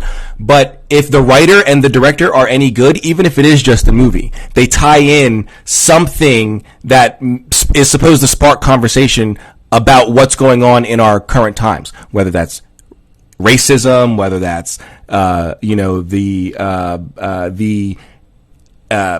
the word I'm trying to find? Not the economy gap, but the wealth gap, misogyny, like Barbie is like a commentary on the women's or the woman's experience today, but they do it through the lens of Barbie, right? That's what filmmaking is supposed to be, a commentary, and yet he hasn't come up with that. He hasn't realized that. But sure, it's all indoctrination, right? And what's funny is that he's a huge film fan. Like, he is on camera saying that, certain movies are really, really good. They're really well done, beautiful lighting, the directing. Yeah. He's like me. He's like an actual film fan. And yet he hasn't come to the conclusion that what every director, every writer worth their salt says, it's a commentary. Yes, there are movies that are just the movies. They're just for entertainment. It's just to entertain you, or to inform you of something, like a documentary, or even like a movie that is based on a documentary or something like that. During the Me Too movement, how the Fox News scandal with what's her name? I forgot her name, but Roger Ailes and God, I forget the lady's name. But she has her own show now. She's like the female Tucker Carlson. I forget her name, but her. That was an informational type of a movie, right? But that was also a commentary, right? They were commenting on the workplace dynamics between power and non-power, between male and female, right? And the dynamic that goes on. Commentaries, not indoctrination. What was that movie trying to indoctrinate you to? What were you being indoctrinated to? Being a good person, not SAing women if you are a powerful man, or at all, but in this case, if you're a powerful man, that's what the indoctrination is. If that's the case, I would say that's a pretty good indoctrination. That's a good thing to indoctrinate you about. So, this doesn't make any sense. How is, not to say that it can't be used for indoctrination. We all know what the NAZISs were doing how HITLER was using film during that time as propaganda. We do know that, yes, it can be used, but that was not its creative purpose. And that's what you're trying to say, that its creative purpose is propaganda. It is indoctrination. That's not what it was created for. But it was discovered that it can be used for those things. But he's hoping his audience doesn't know that. Future order, and it's all just ridiculous dystopianism. Utopianism is actually used as a strategy and a technique to re-engineer society. So it's a tool. It's not really about giving you a coon pod, giving you equality, giving you UBI. It's all baloney. And since we're on TikTok, I can say it.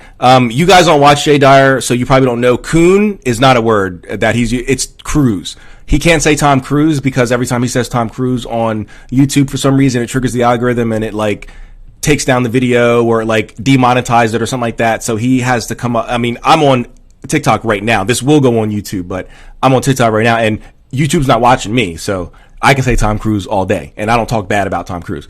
So although I don't like the Mission Impossible, sorry, but, or Top Gun. I didn't like Top Gun either, but, sorry, Tom. So he comes up with other words to say. And so instead of Tom Cruise, he says Tom Coon. There was a movie where Tom Cruise had to sit in this, was in a pod or something like that for some, I don't know. And so he calls it the Coon pod instead of the Cruise pod. So that's what the Coon pod is. Was the idea of feminism and you being empowered and a girl boss and leaning in, all that's going to give you is you being alone when you're 50 or 60 and you being put into the euthanasia center's, sleep pod. right? That's what that's going to get you, because you don't have children, you don't have What happened? Wait. Doesn't this sound like the conspiracies from like 5 years ago of the people who were saying like, there was going to come a time where like everyone's going to be living in FEMA camps and all that. And then at the start of the pandemic, they were saying, this is it. We're all going to be in FEMA camps. They're like evacuating, they're like buying up old unused Walmarts and Targets, and they're turning them into like emergency FEMA camps for here we are. What, a year and a half, almost 2 years after lockdown, at least here in the U.S. I don't know about anywhere else, but at least here in the U.S., we're a year and a half, almost 2 years out from lockdown. What FEMA camps? What do you, like, your conspiracy theory didn't come true? What, where? What are you talking about? Where? So, this sounds just like that, right? All of a sudden, we're going to be, sorry, I didn't mean to hit the mic. We're going to be doing, sleeping in these coon pods and all this other stuff. No, it's not. It's not. Hold on. They're getting lunch. Hold up.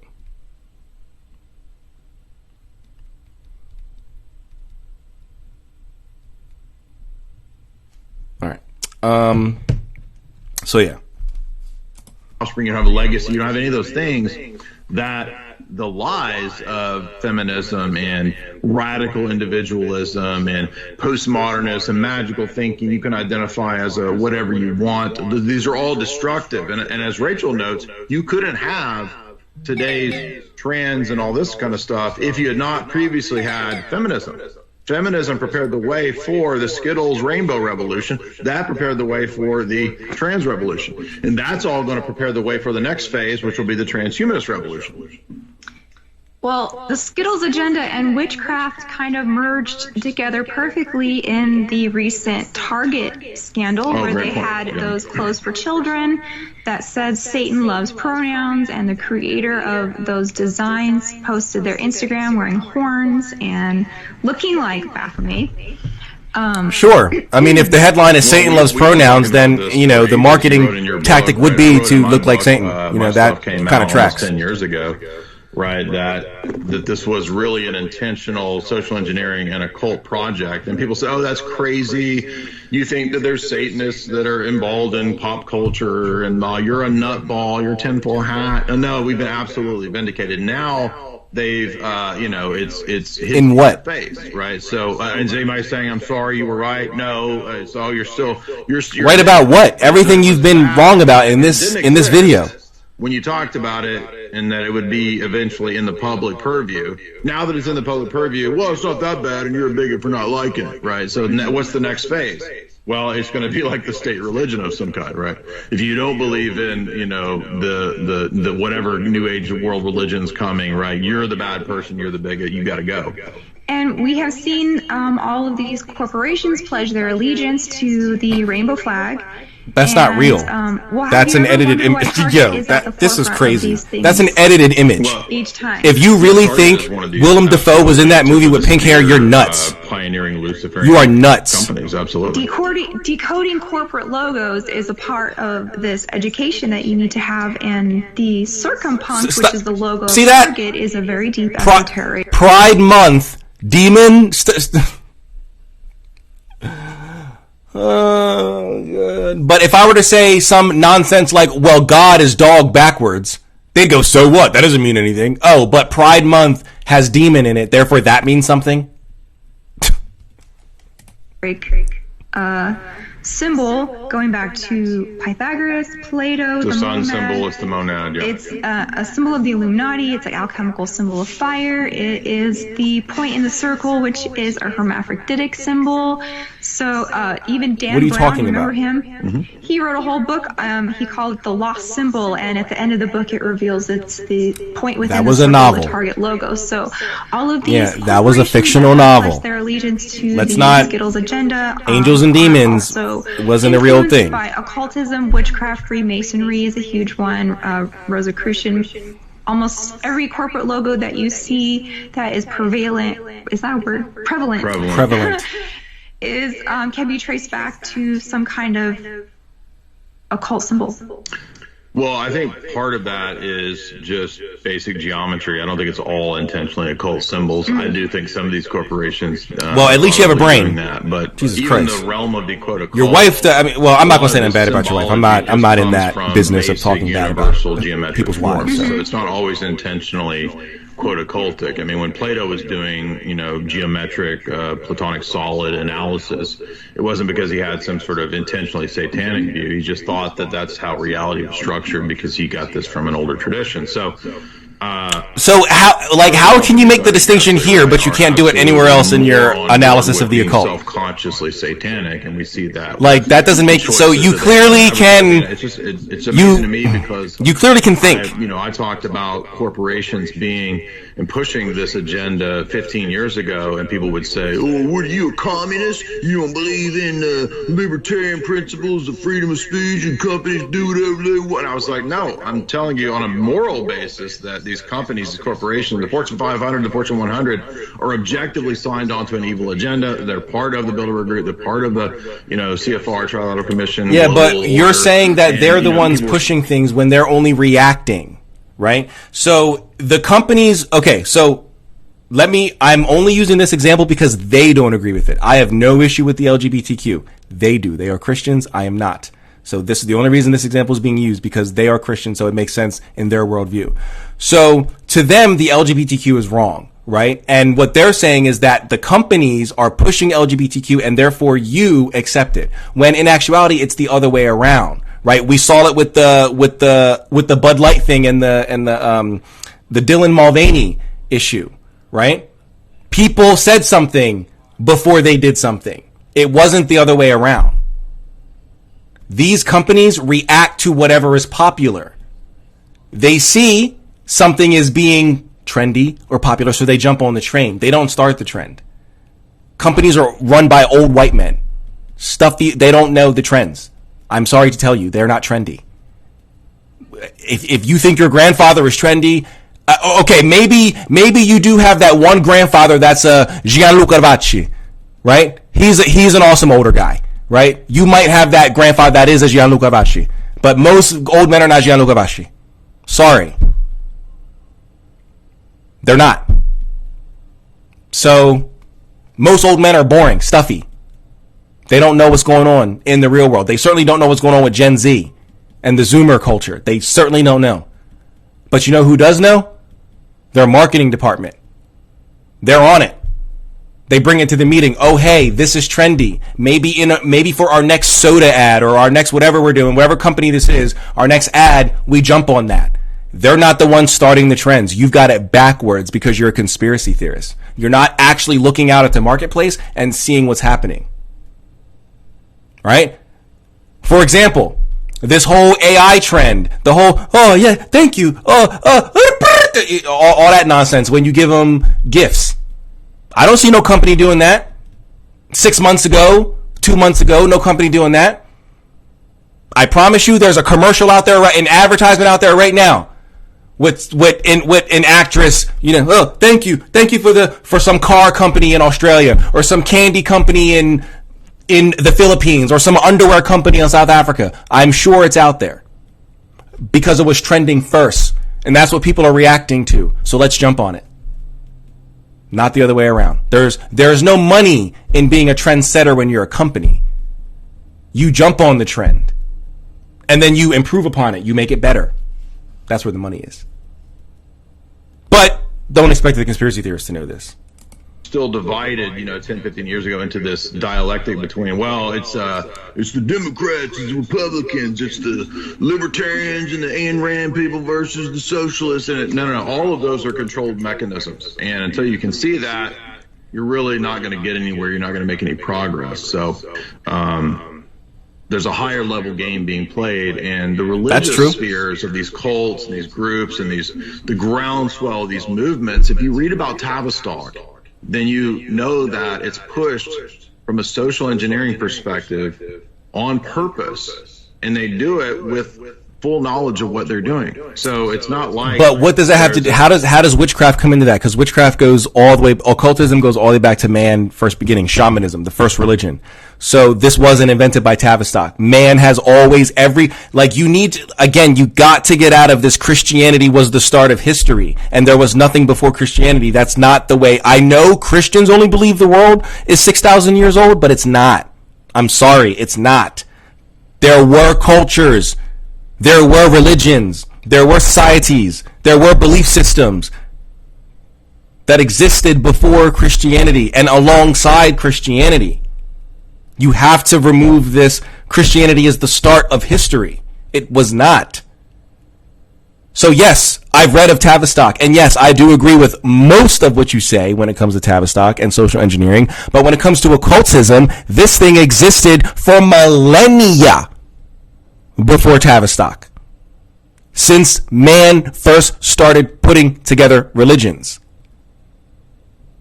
That's how far back occultism goes. So Tavistock has nothing to do with that. Tavistock has nothing to do with the popularization of occultism. Sorry. If that were the case, then anything else that's popular that Christianity disagrees with, Tavistock should also. Fortnite. That's Tavistock. Tavistock did Fortnite. Like, that's ridiculous. It's just a Mario Brothers. If you like the most popular game in the history of gaming, Mario Brothers. Sorry, Tavistock. Like, no, bro.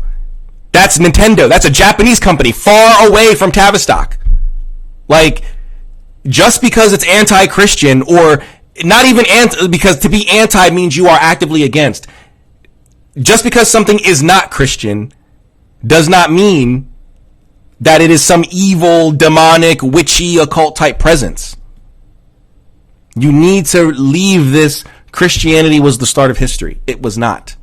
And even though you're not saying that, even though you're not verbatim saying that, when you explain your position, at least in this video, you are coming at it as if there was nothing before the society that Christianity has put forth.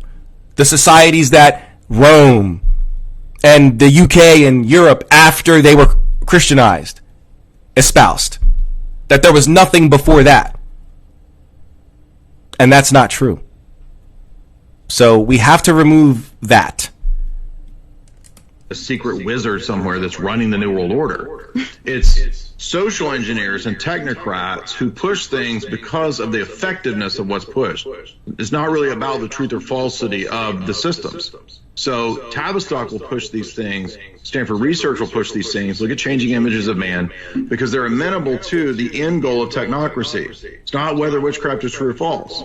It's not whether they really believe in Roman Catholicism and Pope Francis. It's whether the agenda that's being pushed with Francis, for example, in the Muslim, Jewish, Christian Faith Center, this new monotheistic, quote, faith center that they push in Abu Dhabi, it's whether that fits into the ultimate agenda of what the ultimate power elite, technocrat, Royal Society people have written about and talked about for so long. That's what it's really about.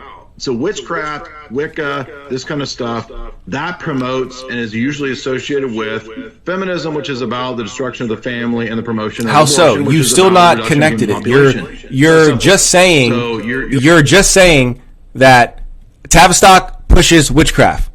Tavistock pushes feminism. Therefore, feminism and witchcraft are related. But you're not saying how.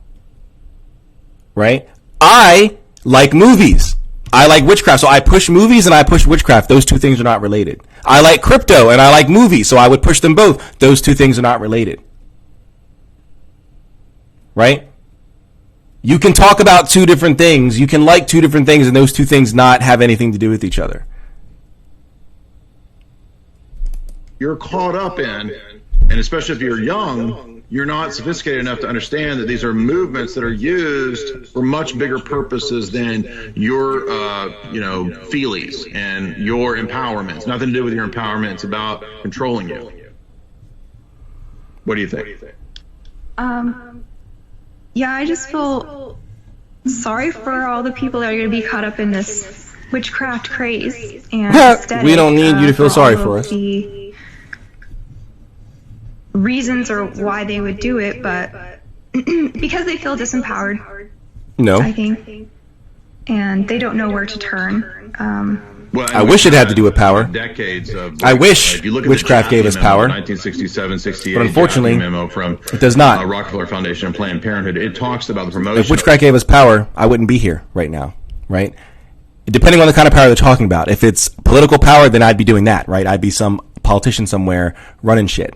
If it's flying around and throwing fireballs from our hands, that's what I'd be doing, not sitting here debunking them, right? We do witchcraft because your religion doesn't give us a direct connection to God. It doesn't give us soul elevation, right?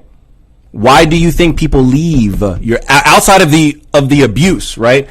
Because I know you guys like to say that we are doing all this SRA, but all of the active cases of religious like SA that's going on comes from you Christians, right? It comes from you priests that don't go to jail. They just get moved around to another church. So it doesn't make any sense to me. It doesn't make any sense to me.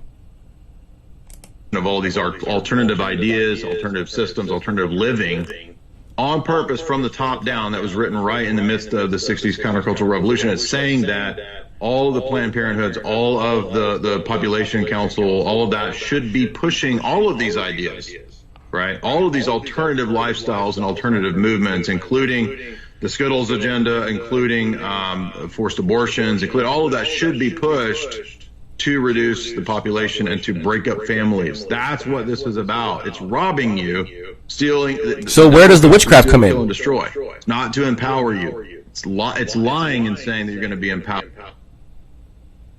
All right. That's it.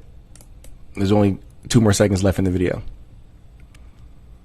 So there you go. Jay Dyer and his wife, Jamie Hanishaw, Jamie Dyer, and their opinion on why is witchcraft becoming so popular, occult feminism. So what do you guys think? I haven't been looking at the chat. Let me see what's going on with the chat. Where do I find the secret wizards? I don't know.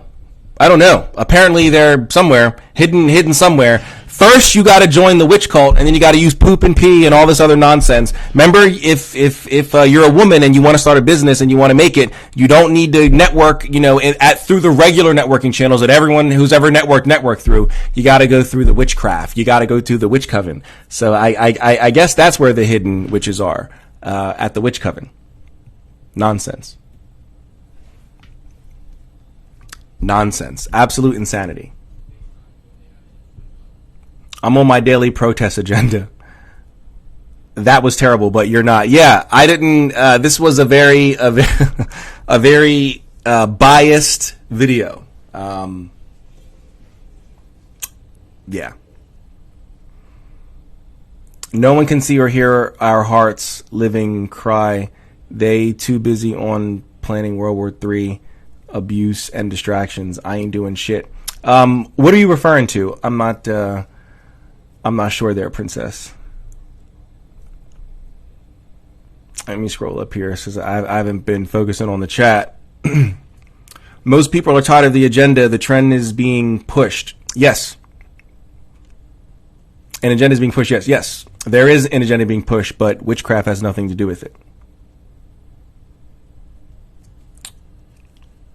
True is the CEO of TikTok. Who? True? True Kardashian?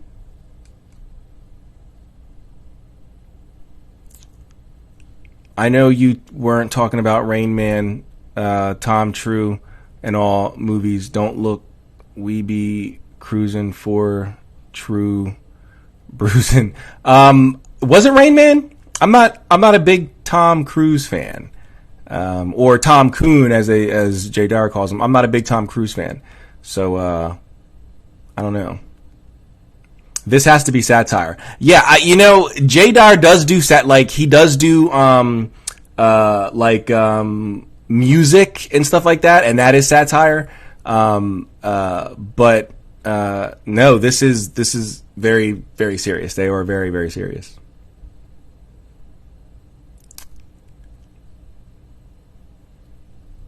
It's like assuming jokes told by comedians are their actual feelings when they aren't. Yeah, exactly. Exactly. Is that a movie?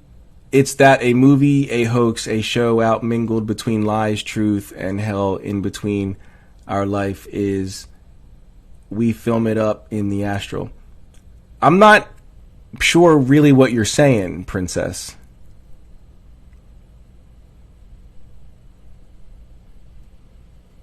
Wait, I had to go intervene on a toddler situation. Is he advocating for feminism? No, he's not.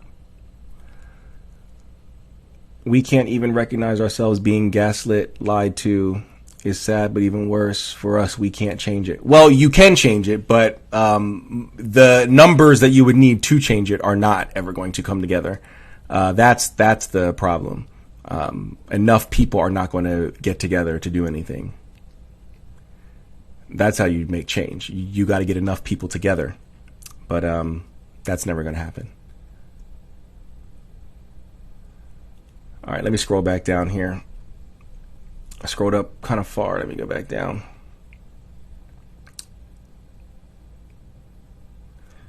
Just because a label is slapped on something doesn't mean it's new. Exactly. And that's the mistake that he makes here with a lot of these things. Like Tavistock is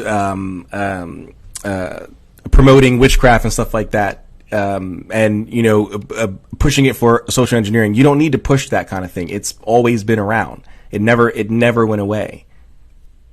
So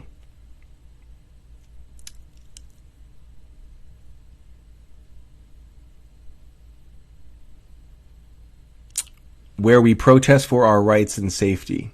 You are protesting for your rights and safety?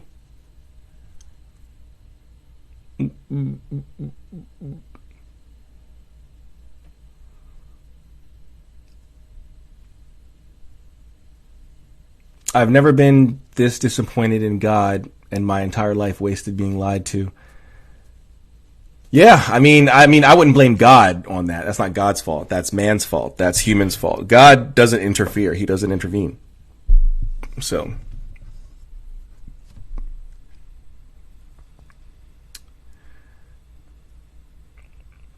too many typos because it won't let me type, cuts it off and sends it. Interesting. I am so disappointed in the fact that legit people don't care, and those that do care can't afford to prep and prime for endings now. The whole system is coming at me. What do you mean the whole system is coming at you? Like you're being attacked or something? Like you're being attacked? But yeah, what'd you guys think about Jay Dyer and his wife's theories on why witchcraft is on the rise? Let's see what the comments say. Power couple, love you too. Stay blessed. I feel like y'all are my family. Keep up the great work, man. 40 years ago, I read a book by a Catholic priest titled The Christian and the Occult. Scary stuff. His warning at the end was not to continue reading or watching any further material on the subject so as not to make yourself vulnerable to demons. It was chilling, actually.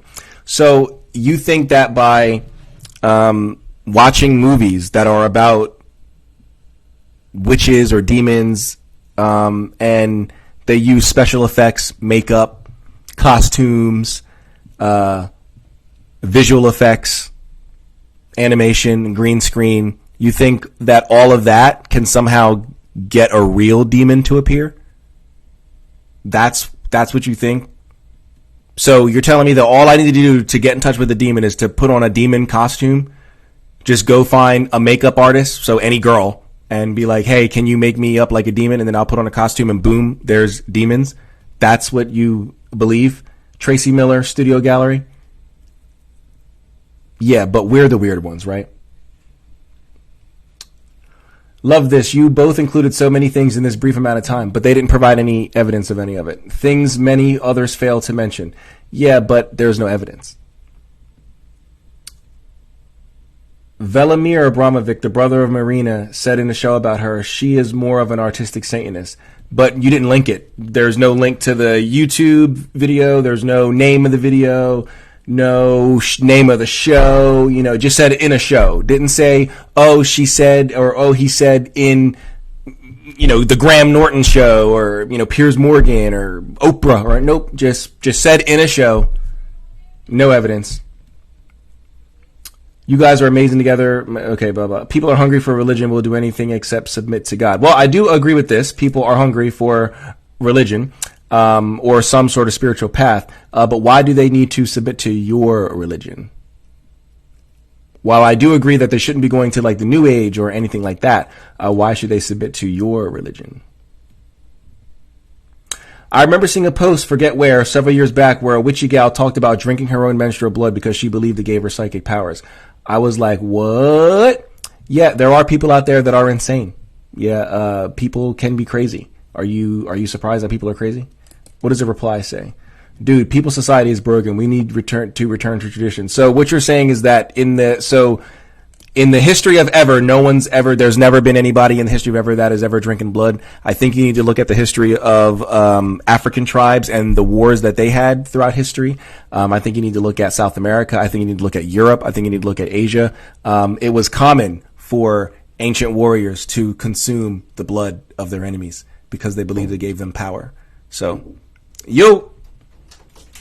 You done with this piece? Yeah. I'm thrown out. All right, bro. Yeah. So, returning to tradition wouldn't help, right? What you mean is you want to return to Christianity. That's what you're trying to say without trying to sound like you're being a bigot, but you are. So, yeah, the comments don't really give us anything else. So, yes, sir. Gerald Gardner's coming to get us all. It doesn't matter. I've begged and been actively in therapy hoping to earn my health back, but insanity never left. I'm sorry to hear that, and I hope you do find healing, and I hope you do are able to find your way back to your old self. Sorry to hear that.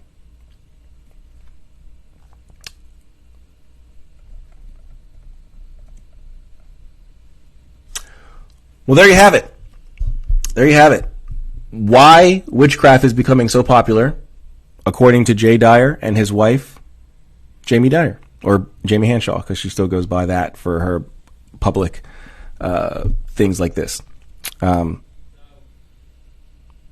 yeah, I think I'm gonna go ahead and upload this to my YouTube channel so other people can get the benefit of seeing these types of debunks, because no one's really doing this. No one from the occult world is going and looking at these conspiracy videos and debunking them from an actual occultist perspective, right? We only get to hear the conspiracy theorist perspective, and that's it, right?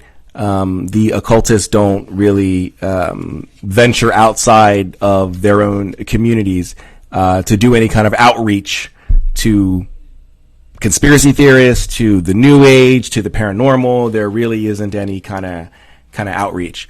So I'm really the first of my kind to do this. So I'm going to put this on my YouTube so that way people can get access to it and can understand that the conspiracy theorists don't have it right. So hopefully we can start to wake some people up for real, like really wake people up, not mainstream woke, not that, but for real, like really waking people up. So, but yeah, I think I'm gonna go. This was a 2.5 hour stream. Got a lot of information. We covered this entire video. I do plan on doing more of these. Conspiracy debunks. I like doing this. It's fun. And I like getting the truth, the real truth out there, not conspiracy truth where no one is actually looking into any source material. They're just reading other conspiracy theorists. So it becomes a self-fulfilling prophecy, right? Instead of reading material from actual occultists, actual esotericists, actual mystics, you read other conspiracy theorists and go with what they say. And the few times you do read like Crowley or Manly P. Hall, you think that they speak for the entirety of the occult, but you won't let me say that, oh, well, this one church father that you disagree with, he speaks for the entirety of orthodoxy. You wouldn't like that. But I'm supposed to accept you saying, well, Crowley speaks for all occultists. No matter what kind of occultism you're from, Crowley speaks, for you. That's ridiculous. That's ridiculous. So hopefully we can wake some people up with these videos and get this information out there. But yeah, I think I'm going to go and I'm going to enjoy the rest of my Sunday. So thank you all for spending your 2.5 hours with me this morning. And I hope you enjoy the rest of your day. And as always, seek the mysteries. I'll catch you guys in the next one. Peace.